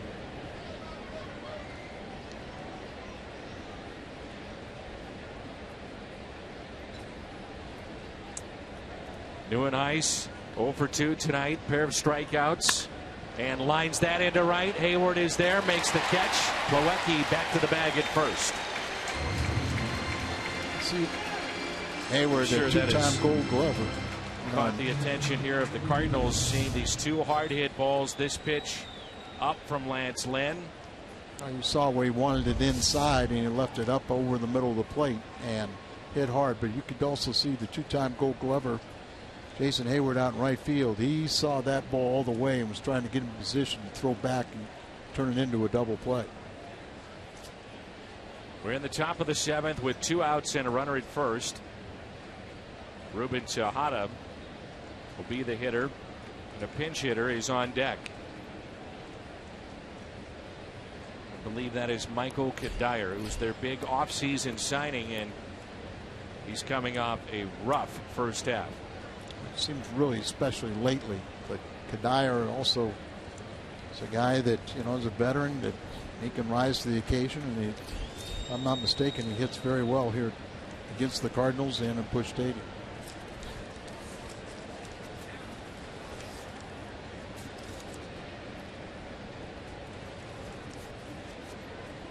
So 2 outs and a runner at first. And strike 1 on Tejada. Single to right field. And after that base hit, there was a walk in the 3rd. Then Lynn set down 12 straight. The base hit by Plawecki to right field. Line out by NYN. And now Tejada. 1 for 2 on the night. Probably Lance Lynn's last batter, so end it in a positive fashion.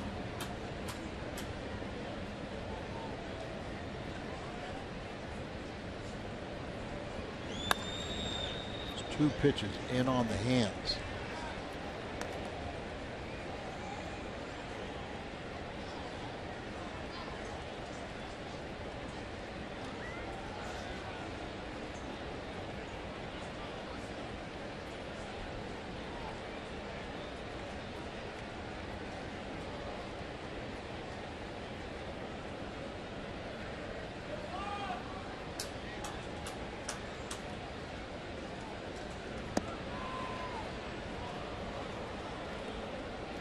This is a little bit away, but that's 2 good pitches in on the hands. Then try to go away for the punch out.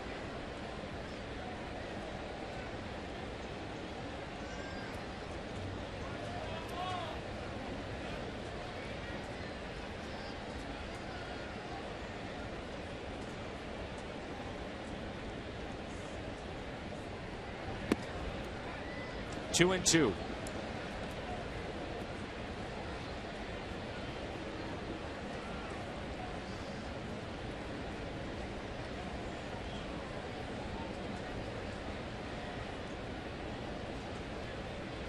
Last pitch right here, Dan.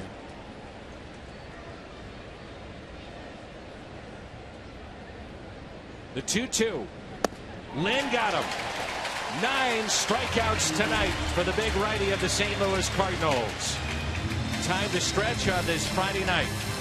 Cardinals on top. It's 2-1.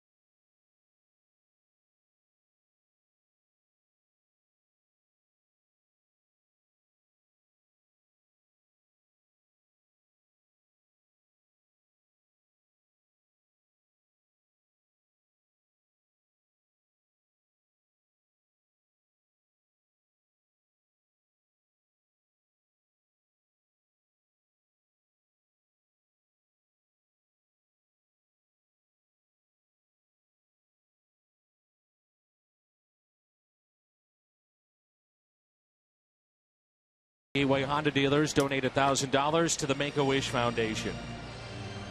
Mark Reynolds with 8 home runs this year, 1 for 2 tonight. And we'll see Randall Grichuk and Lance Lynn's spot is coming up. Kevin Segras begins to throw in the pen. Syndergaard working into the 7th inning. May have forgotten that Syndergaard, and I mentioned this earlier, but he was the 38th overall pick by Toronto in 2010. He came over in the R.A. Dickey deal. The knuckleballer had won 20 games with the Mets in 2012. He was 37-year-old. And then they also picked up John Buck and Travis d'Arnaud. Dickey, by the way, 31-36 for the Blue Jays. Syndergaard is 22. And Dickey is now 40. That's one of those deals. He's 37, wins 20 games, but he pretty much was a journeyman knuckleballer, and so people didn't like to trade for immediacy. But John Buck was the catcher there for a couple of years, and then you got your battery for the future.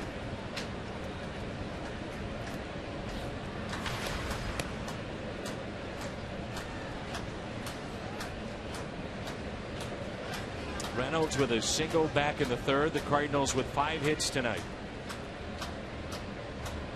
The 2-1 pitch. Now 2-2.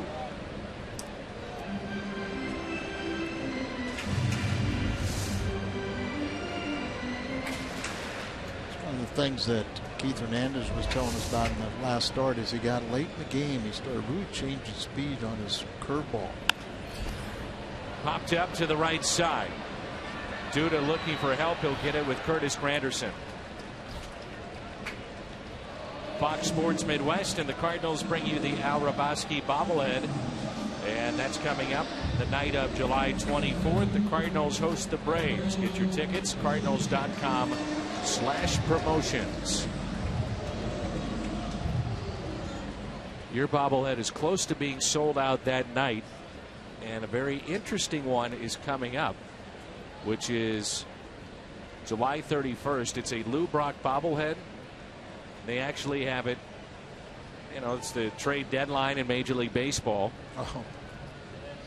And I just saw this the other day. It's a great bobblehead in which they've got his old Cubs jersey. He's peeling that off, putting on the number 20. It's cool. really good. I think people will enjoy it. That's cool. And you are in the gray uniform, right? I'm in a gray uniform, action shot.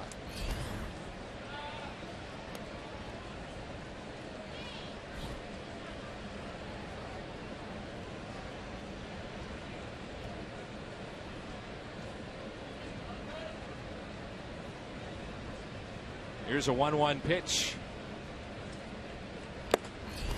1-2 on Randal Grichuk.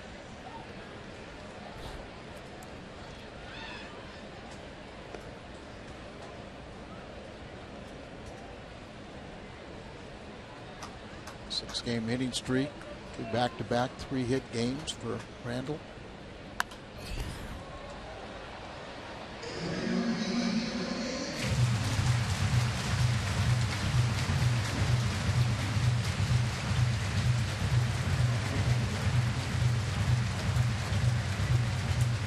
We thought that with the return of Holiday that Grichuk would stay in the lineup, and just find him playing center field now. He's very capable.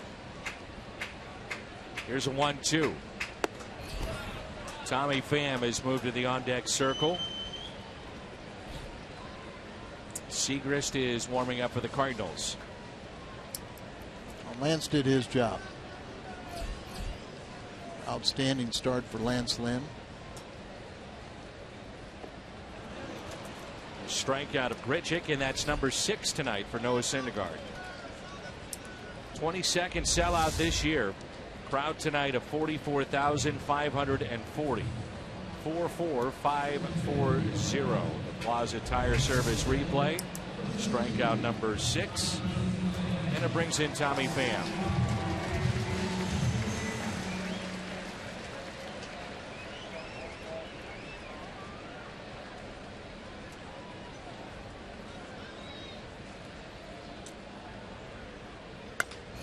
Chopped up the middle. Tejada is there, and Pham retired. We'll move to the 8th. Segrist coming on when we come back.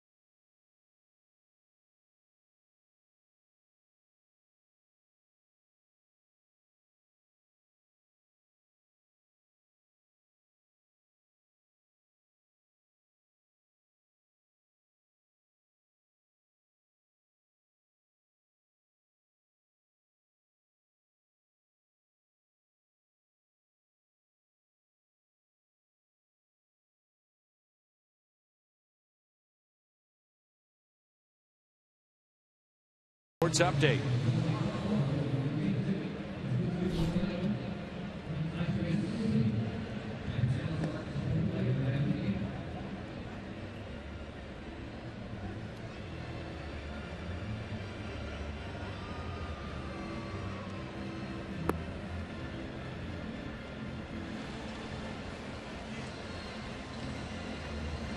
All right, thank you, Pat. Chevy call to the pen. Kevin Segrist Appearance number 46 this year. Very solid first half of the season. Velocity improved from day one.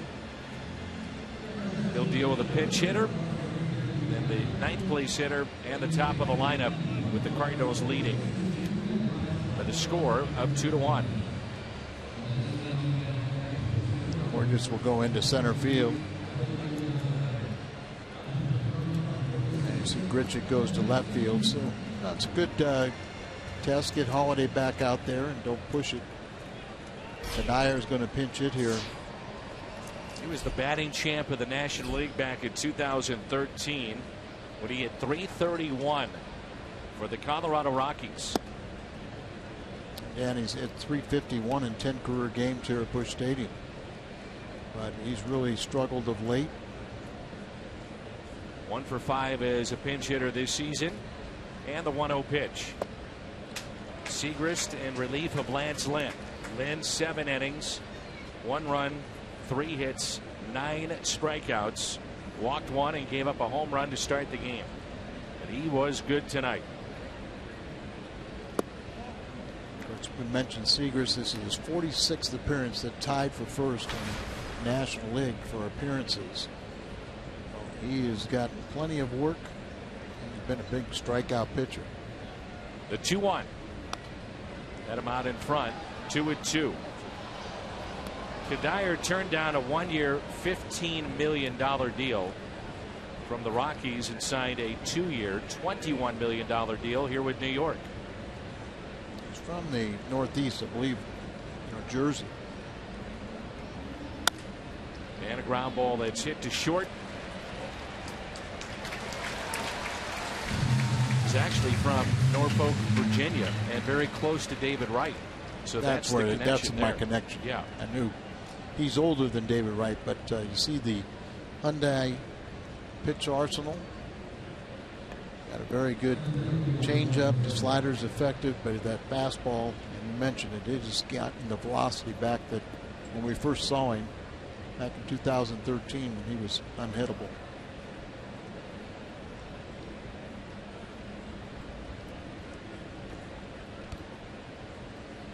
Here's Juan Lagares.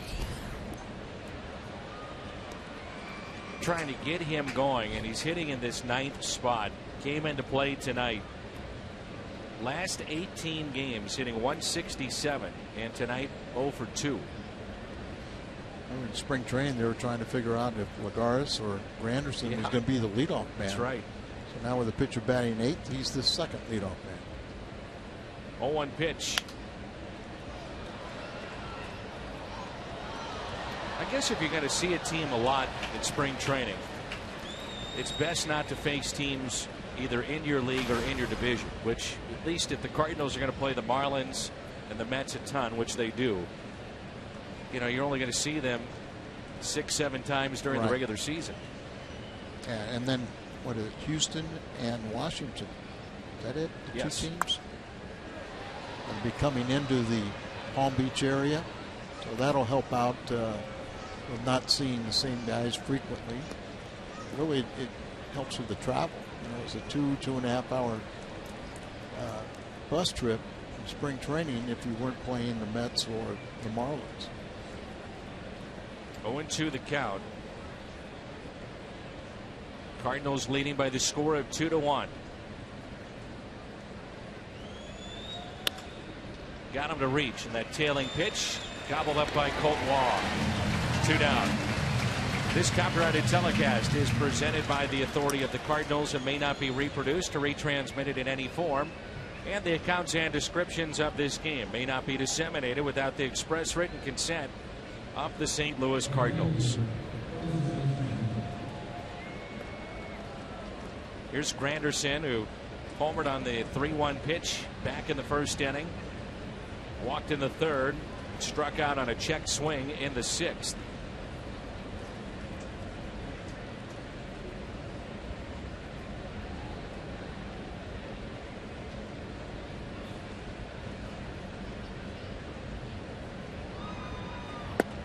Strike 1. Granderson is 2 for 2. Yeah, 2 for 2. And facing Segrist. 0-1 pitch.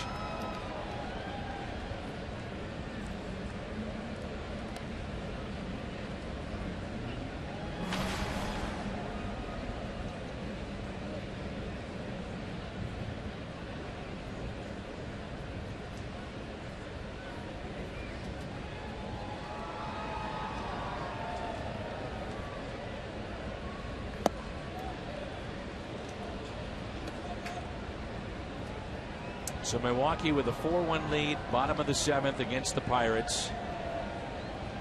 And the Cubs tied 2-2. That's in the top of the 8th against the Atlanta Braves.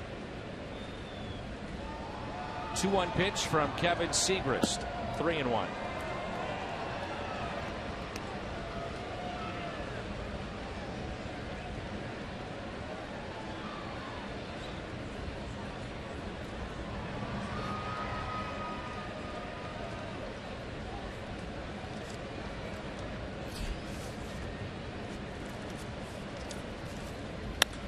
Up the middle to his left. Peralta spins, throws, stretch, safe.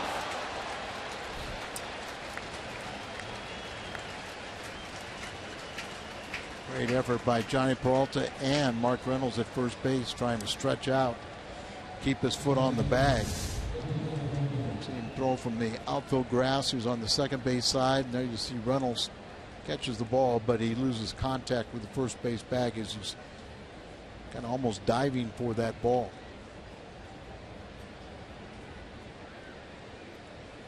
And luckily, they may see if they want to challenge this, but it sure looked like he was off the bag. Well, I guess they're going to challenge.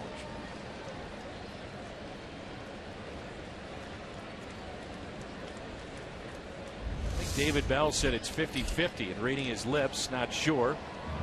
The stretch here from Reynolds.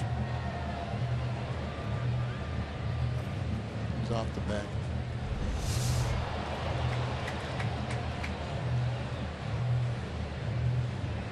You don't have anything to lose, do you? No, and that's, I'm sure that's why they're doing it. Yeah, you know, I mean, after the 7th inning, even if you lost the challenge, you could ask the umpires to review a play, and most of the umpires have been accommodating in that situation. I don't think I've seen it turned down.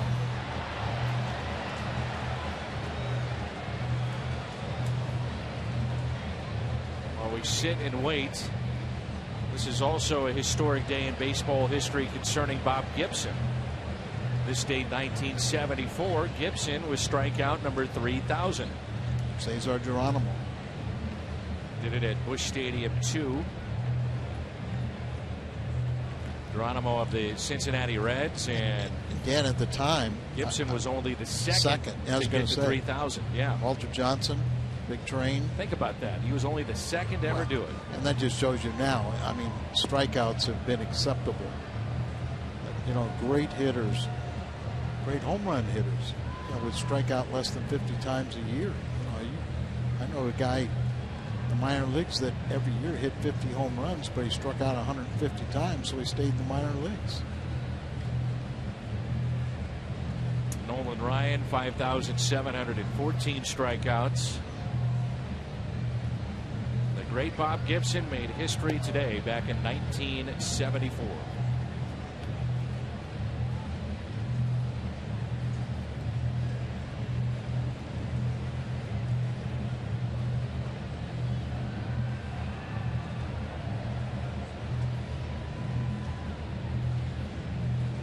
Too long, isn't it? In my mind it does, but ultimately you want to play right. However, you also want to keep the game moving, and a good ball game at that. Right, and it's definitely a play that. Well, let me ask you this: as a pitcher, how much would this disrupt you? You would find a way to overcome it. You know, you just have to, you know, do what Kevin Segrist is doing right now, throw him some warm-up tosses. You know, he'll take a break here and there. You know, it's a key play, but I don't think there's enough to overturn it. And I thought his foot was off the bag when I first saw it.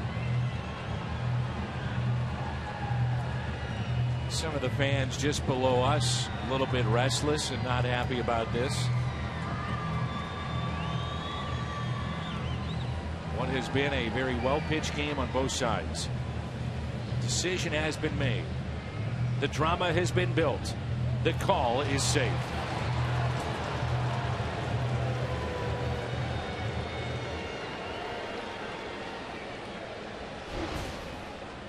So the call stands.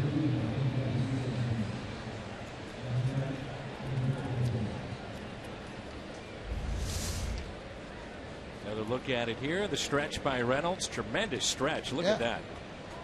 You know, when you can see when the ball hits the back of his glove, that foot had lost contact. But a great effort. Wilmer Flores with 2 outs and a runner at first base. Strike one. Flores is lined out, grounded out twice. How concerning is it to you before that base hit by a left-handed batter? Lefties are hitting 319 off of Segrist. Surprises me. But right-handers are batting 167. Let's get that pitch that tails away from a righty. You'll see him get a lot of ground balls, which he did with Kadire. And if his slider is right, he's able to bury that in on a right-hander. You wonder why that pitch would not be effective against the lefty.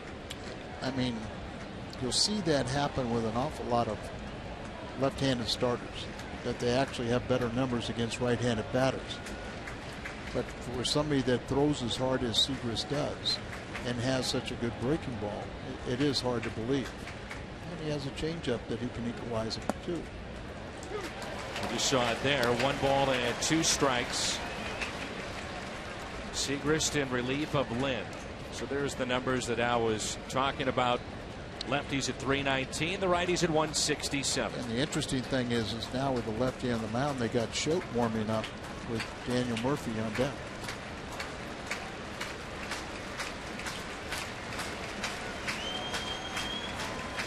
And the 1-2.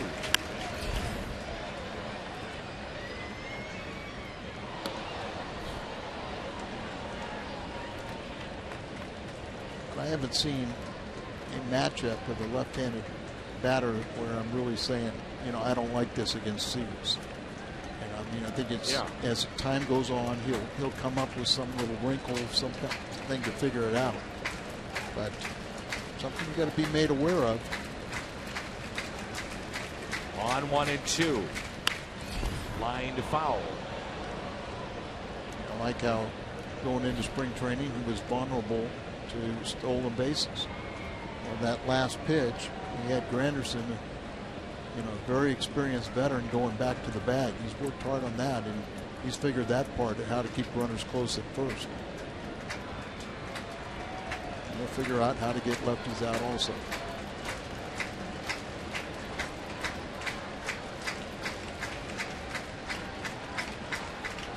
One-two pitch, up and in.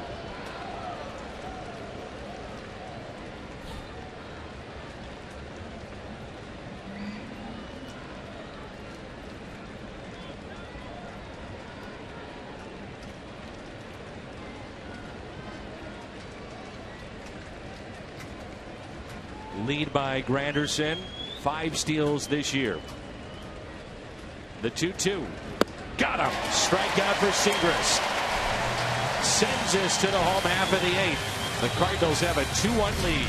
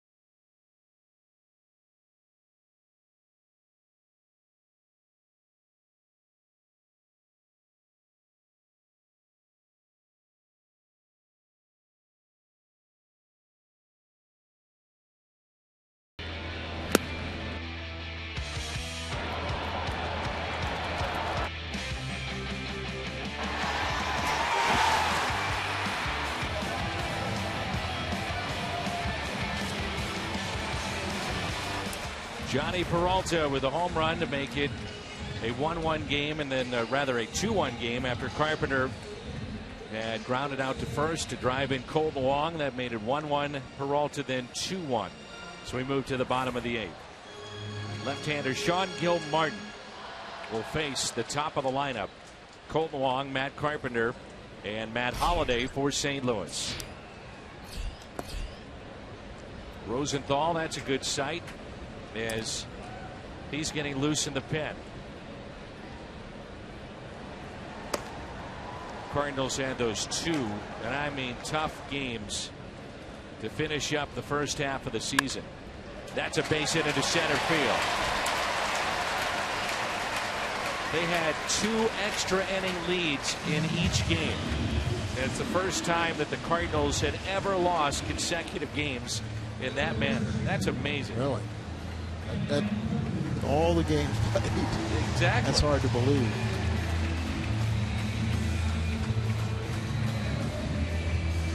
Mazda game summary. Lynn, 7 innings. At one point, it set down 12 straight. Struck out 9. Peralta, the home run. Syndergaard, very good. The 22-year-old for the Mets. And Curtis Granderson, a 2-hit night. Here's Carpenter. You mentioned it earlier, Al. Let's see if the Cardinals want to be aggressive. And that's what got it all going after Wong had singled in the 6th inning. He steals second base and winds up at third on a throw that winds up in center. Right now, runs are tough to come by for a lot of ball clubs, including the Cardinals, so you got to manufacture runs. Got to play small ball. And like you said, the stolen base, the throwing error allowed him to go to third base. And then, Carpenter hits a ground ball to the right side, and the Cardinals tied the game at 1-1. Peter Borges is on deck.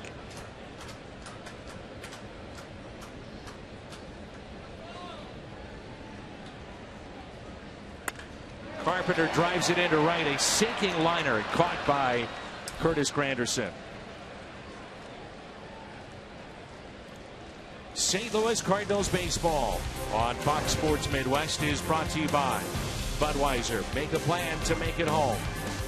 And by Ford, the official cars and trucks of the St. Louis Cardinals.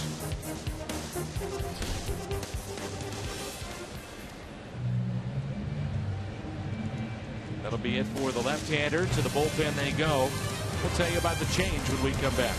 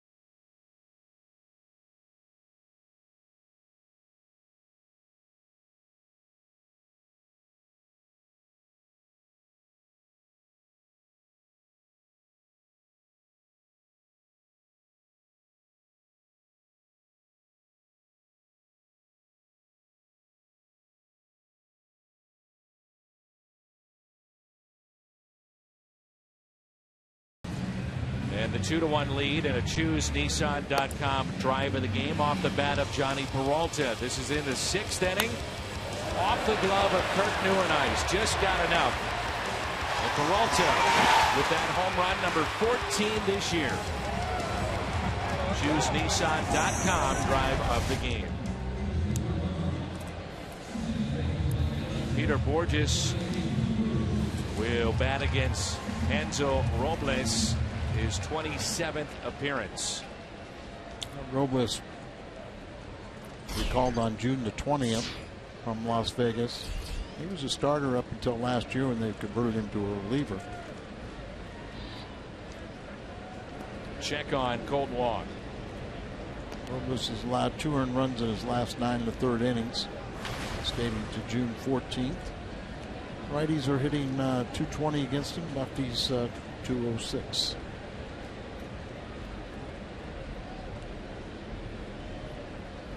It was this time last year that conversion took place. July of 2014. Want to go to the big leagues? It's a quicker trip, especially when you see some of these power arms they got. Do it out of the bullpen. It's been 5 years at Able.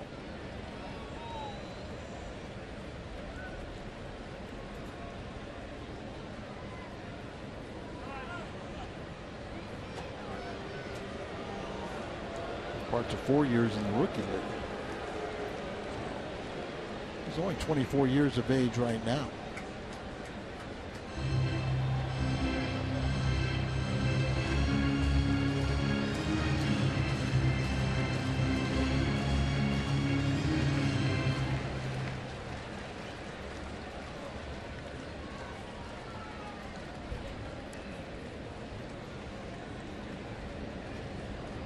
Bigger lead this time by Wong.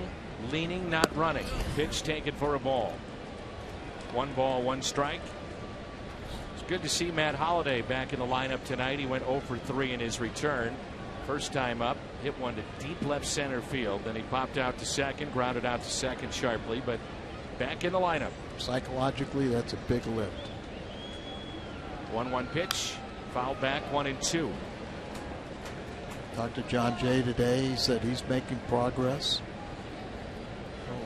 Whether the Cardinals make a trade or not, they're getting some of these players back, just like making impact deals. Good to see Matt Adams back and watching. Frustrated, but watching. Back with his teammates.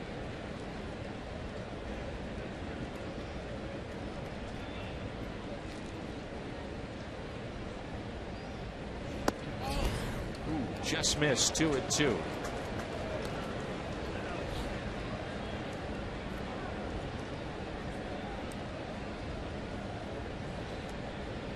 I almost get the feeling that Wong's going to have to steal on his own. Or just strikes out too often.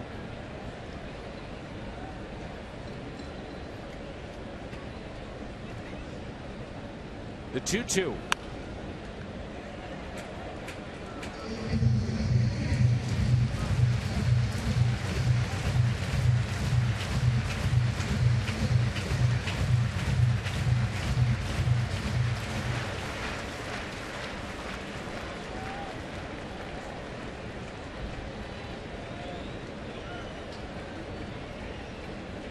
Two and two the count.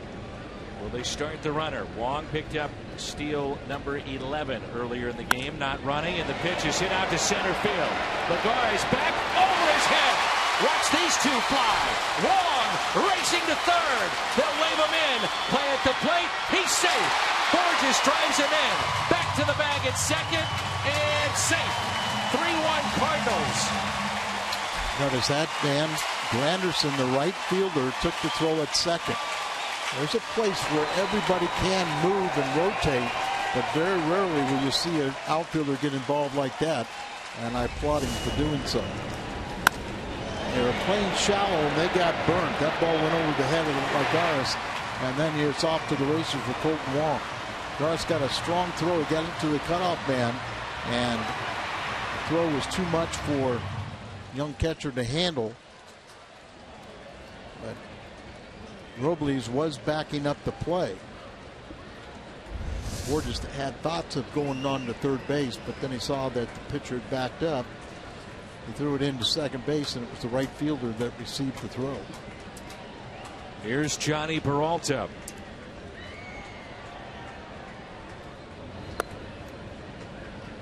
So Wong has scored 2 runs tonight, 2 base hits. That closes the outing for Gil Martin. Gives up a run in a third of an inning. Borges is your runner at second base. 1 ball, no strikes with 1 out.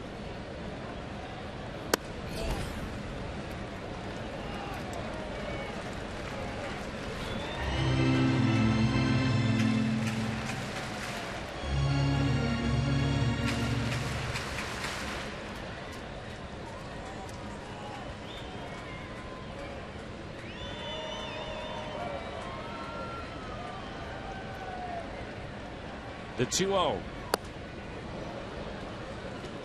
Peralta is struck out, grounded out, and a solo home run back in the 6th to put the Cardinals on top 2-1. Now a 2-run lead after the RBI double by Peter Borges.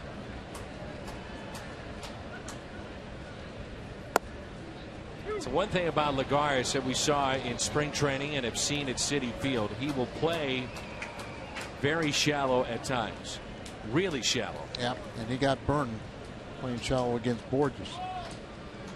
Give Peter some credit.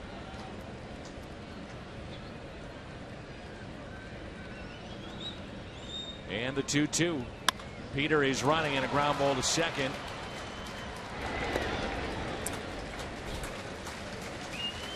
Two outs, runner at third. Like seeing that movement, don't you? Oh yeah. As you said, if you're not going to score with many home runs, which the Cardinals don't hit a lot of, now they do hit a lot of doubles, but that is a way to generate it. Oh, absolutely. And they had the defense played perfectly, and that ball was headed up the middle, but the second baseman was there. And it just looks like you're making something happen. And now we're going to go down the bullpen. It looks like Torres will come in, a little lefty.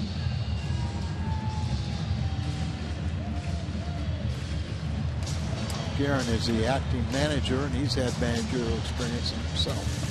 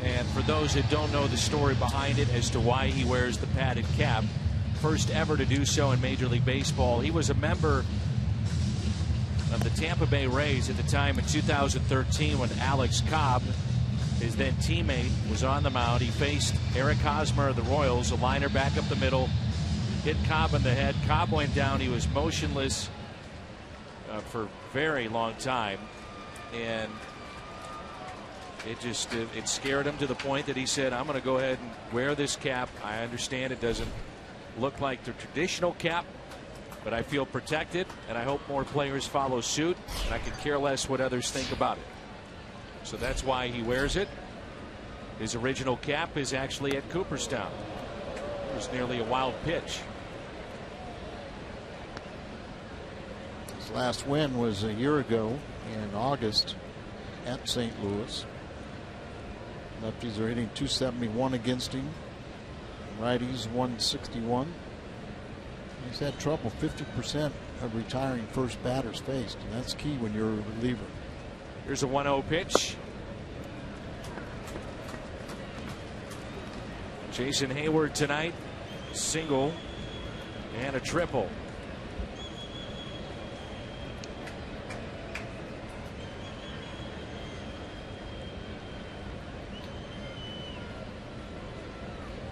And the 2-0 to Hayward. Catches the corner, and it's 2-1.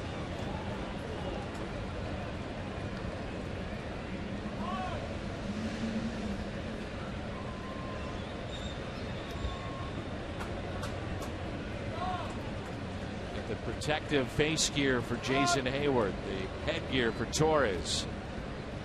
Catchers wearing hockey-style masks now. Anything they can to protect players. Certainly, you can understand why. Players getting bigger and stronger. Talking with Bob Guerin at the bank yesterday about how hard baseball is today. The 2-1. Now 3-1.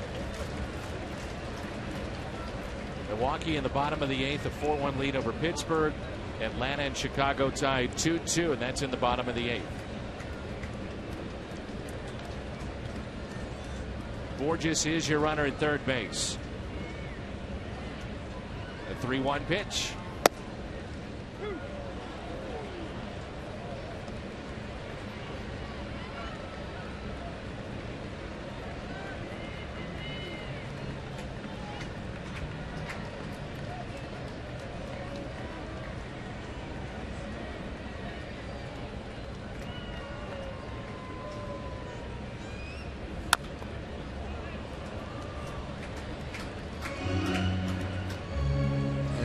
Been away to Jason Hayward.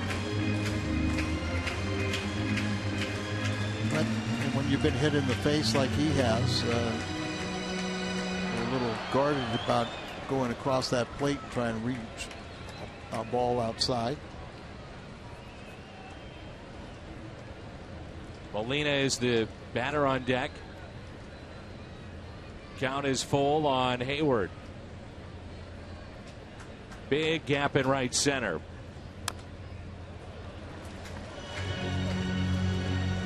So he likes his changeup. Shaking off the fastball a few times to go with the changeup. That last one was 7th pitch. Was a changeup.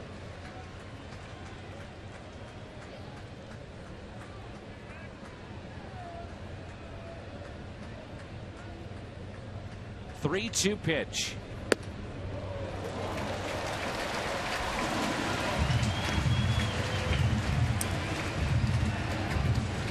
Tomorrow, the quarterfinals of the 2015 CONCACAF Gold Cup, sponsored by Chevrolet, begins as Clint Dempsey and Team USA continue their quest for a second consecutive Gold Cup title.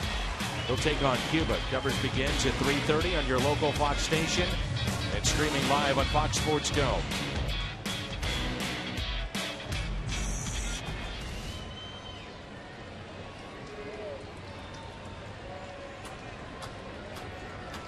This inning has seen Gilmartin, Robles, and now Torres. And a ball to Yadier Molina. Inning started with a base hit by Wong. Carpenter then flied out to right. Borges, the double to the wall in center that scored Colton Wong. Peralta grounded out. Walk to Hayward. And now Yadier Molina. It's kept in front by Duda.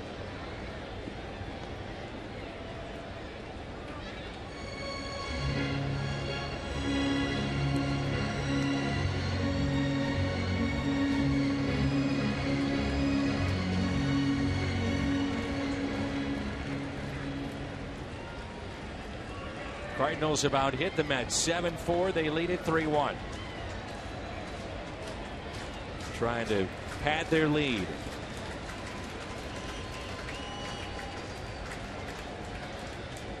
Hayward is running. No throw. Stole the base for Jason. That's number 12. Tops on the club.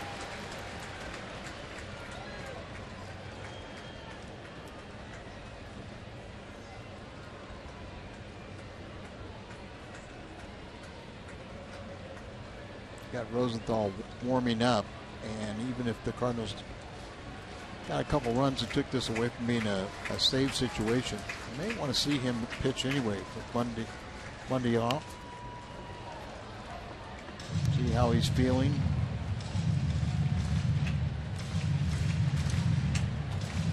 There were a lot of pitches in the last weekend, pitching Saturday and Sunday. Familia now has a better ERA and more saves than Rosenthal, the Mets closer.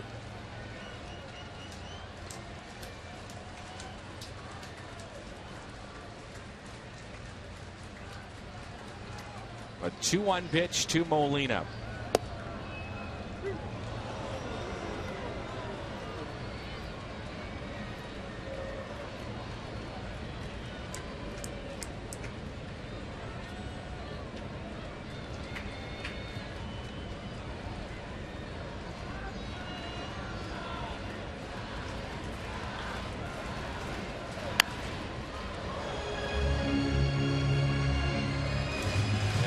Late in the game with Chicago, now with a 4-2 lead.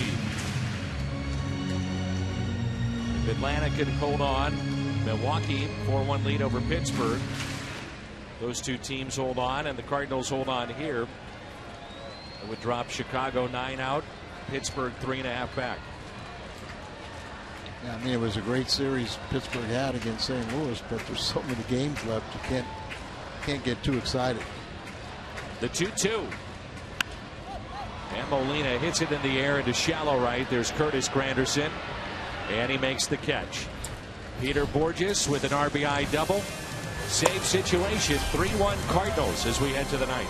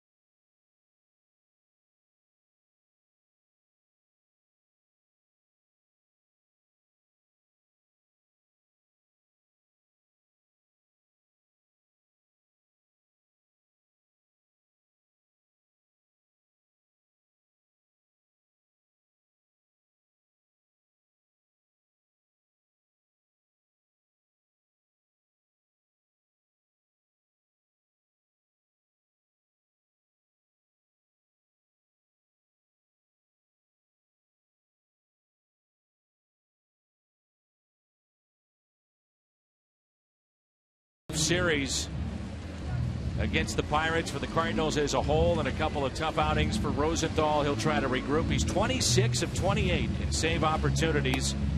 The Cardinals have a lead of 3-1.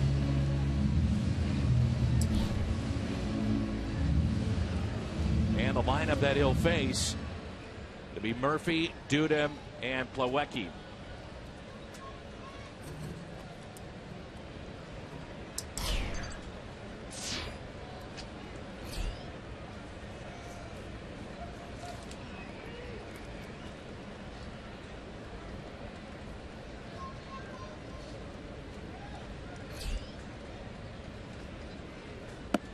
And the first pitch is taken for a ball. We're underway here in the 9th inning.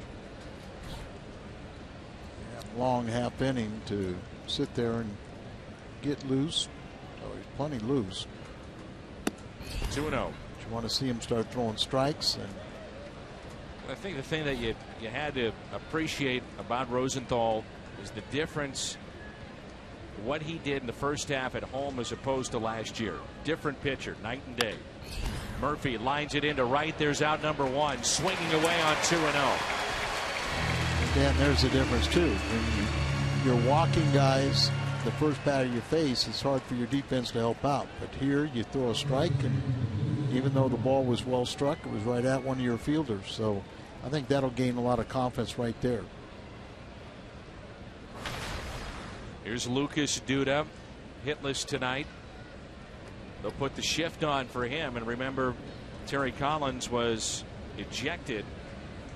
He had bat back in the 7th with Duda. Was at 3-0, and then a low strike went the way of Lance Lynn. He came back, got him to fly out.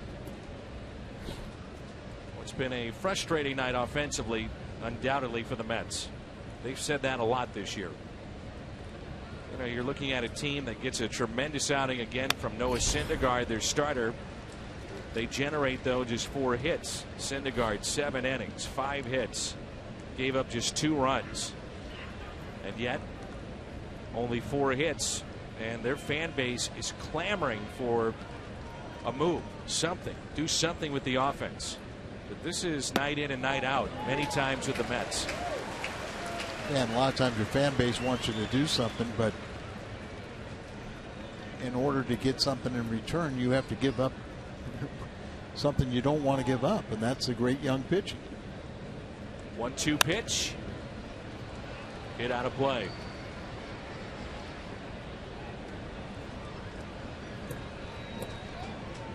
And I was stunned when I really looked over the numbers, the offensive numbers of the team, and they're really not much there. And I think if you look and follow this team daily with the Mets, you're saying, look, if we get any offense, right, and just get into the playoffs somehow, our pitching staff could win us a championship. It's that good. And when you're always worried about your young pitchers, feeling like they've got to shoulder the world, or if they give up 1 run, they're in trouble.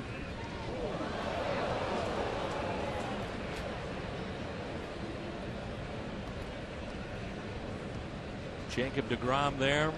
Cardinals do not see him nor Matt Harvey in this series. They're going to save them up, along with Syndergaard, for 3 games next week against the Nationals. And you can understand doing that, but sometimes it's sharply into shallow right, and it carries to right. It's a hard hit ball off the bat of Duda. 1 out base hit, and the tying run will come to the plate against Trevor Rosenthal. Our player of the game, presented by Budweiser, Johnny Peralta.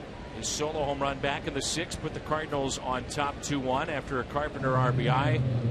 Borges added an RBI double. 3-1 where we stand.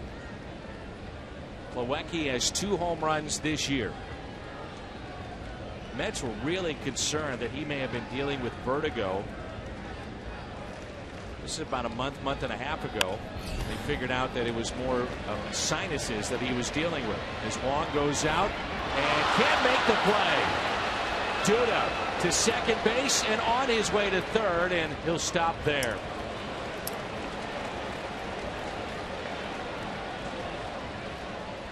Now, I'm sorry, but Colton Wong, I don't know. Jason Hayward has to take charge on this ball. Ball coming, with him coming in on the ball rather than your second baseman trying to make it over the shoulder catch. Jason has to take charge there. And really, the Cardinals are lucky that, look, watch, Jason's right there. And that's so difficult for Colton Wong to get that ball, and much easier for a 2-time Gold Glover coming in. Scored a hit. The man that had 3 home runs in 1 game on Sunday nearly took one away earlier tonight. A chance to do some damage here. Kurt Neuenhuis with 1 out and 2 on. So the tying runs are on. Potential go-ahead run at the plate. Milwaukee does defeat the Pirates 4-1, but they've made the defense has made this much tougher for Rosenthal right now.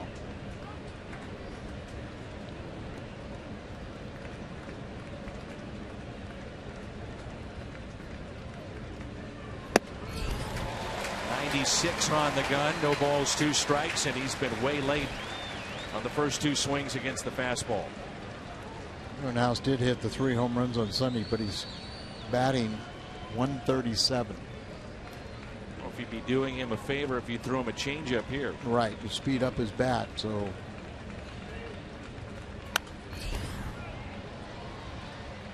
97 there.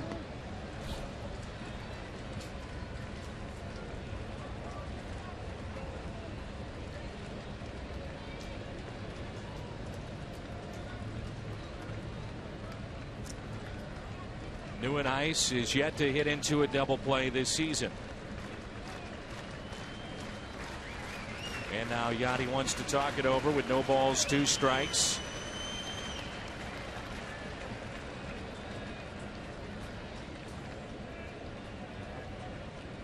And a hot night here at Busch Stadium in St. Louis. Rosenthal trying to pick up his 27th save. That would tie Familia and Storm. 2 behind the league leader, Lentz. Eric Campbell, by the way, is the runner at first base, the potential tying run. Campbell running for Plawecki. Duda is your runner at second base.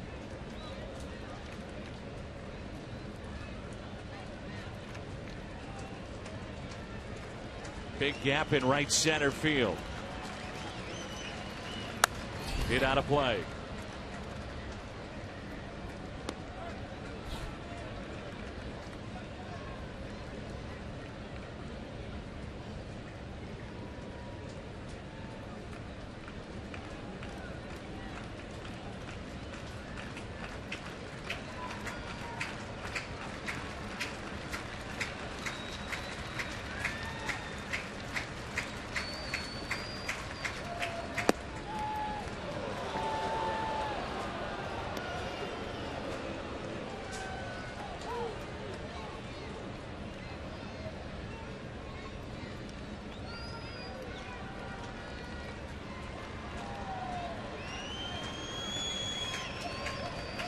One-two pitch. Slowly hit up the first base line and a foul ball.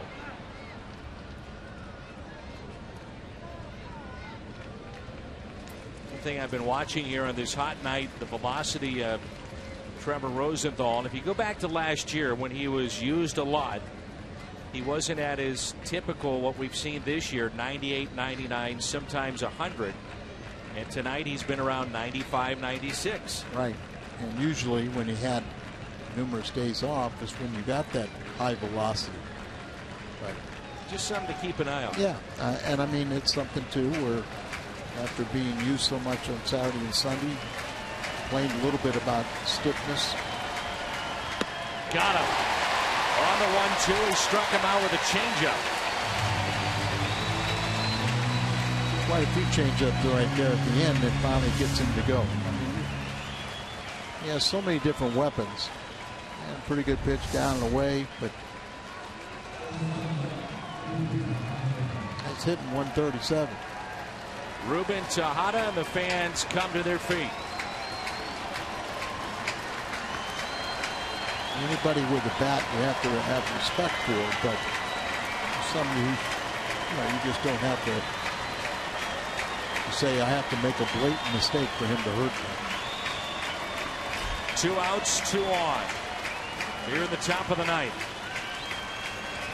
Strike 1. There's 97.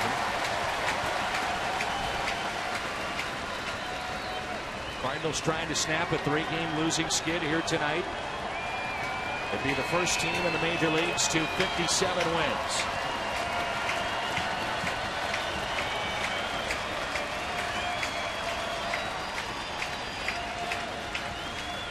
0-1 pitch.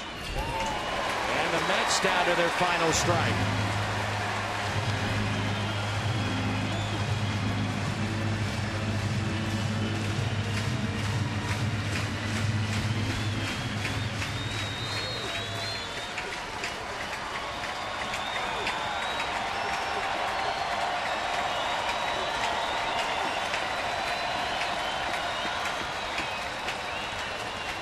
Can he put him away? It's 0-2.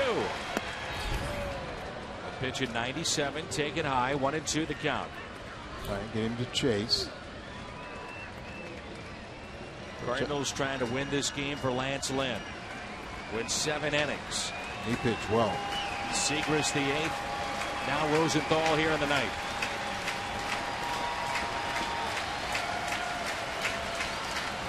One-two pitch. 98, a pretty good rip.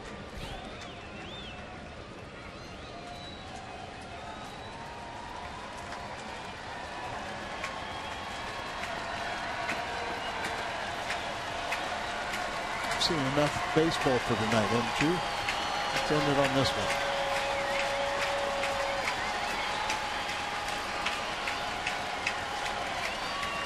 The 1-2.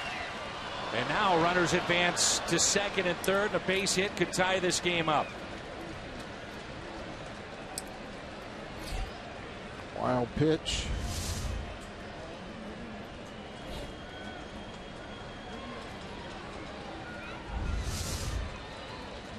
That'll make it a little more interesting, doesn't it?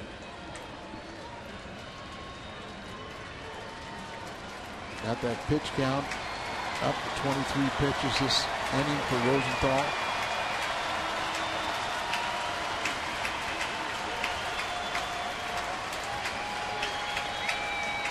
The 2-2. Slowly hit. Rosenthal can't make that play. Barehanded by Peralta. And the Mets have now a 3-2 deficit to deal with. Reynolds had to come off the bag. And John Mayberry Jr. will be the pinch hitter as Peralta Just trying to do everything he could, and just didn't have anything behind it. Mike Matheny will come out and talk to Rosie, just slow him down a little bit. John Mayberry Jr. was acquired to really combat left-handed pitchers. Look at that stat. He had stats for everything. A long inning here. Mayberry was supposed to really help out against left-handed pitching. That really hasn't happened, as he's batting 188 as a pinch hitter. He is 2 for 25 with 1 RBI. Came over from Philadelphia. And it's been a tough season for Big John. He called his daddy Big John. runners at first and third.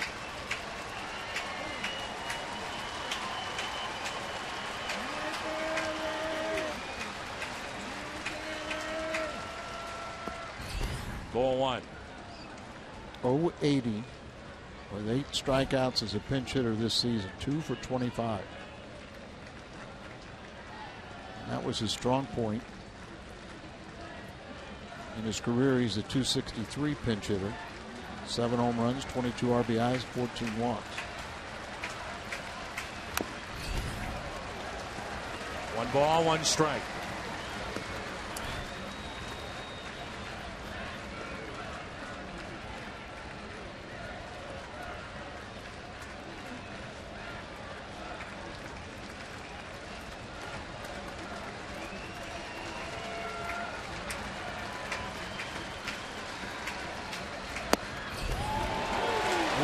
Two.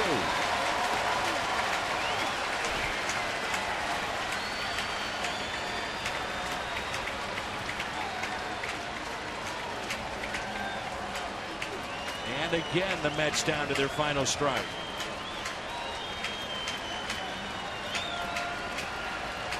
Red off the plate. 1-2 pitch. Ooh. 2-2.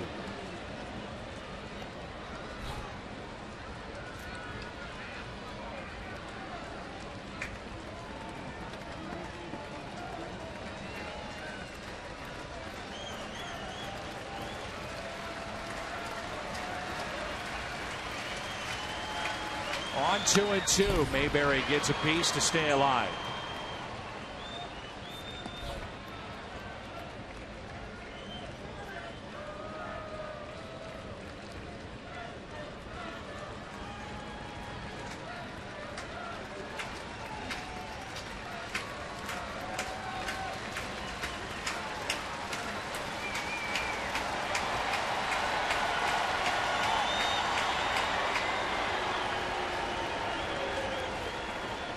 Cat and mouse game right here.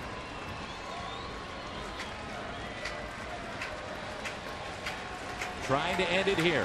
The 2-2. Foul back again.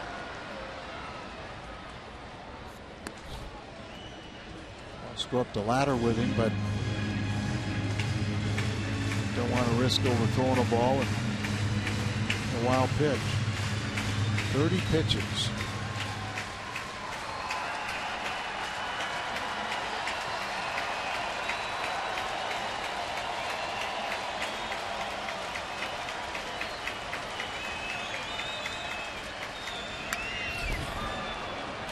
Pretty good rip right there.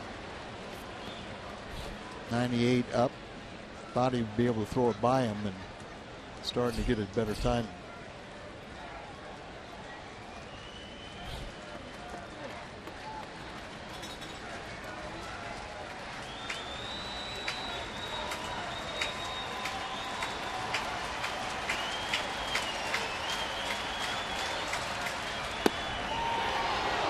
Full count. Concerns you here is that the runner at first is off with this pitch. 3-2, 2 outs, ball in the gap. Mets potentially take the lead. Rosenthal rather not think about that. He'd rather end it right here.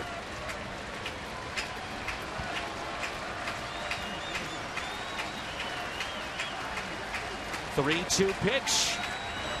Got him! Cardinals win it. 3-2, and they hold on. St. Louis now 57-33, and their 32nd win here at Busch Stadium. It was a battle, but it started with a great pitching duel. Both starters were spectacular. Lance Lynn a little bit better. And then Rosenthal, who 33 pitches later closes this one out for a great Cardinal victory. Who's your closer tomorrow? Cardinals snap their 3-game losing skid. Colton Wong, some insurance late, and the Cardinals needed it. The final out recorded by the closer, Trevor Rosenthal. He earned it tonight.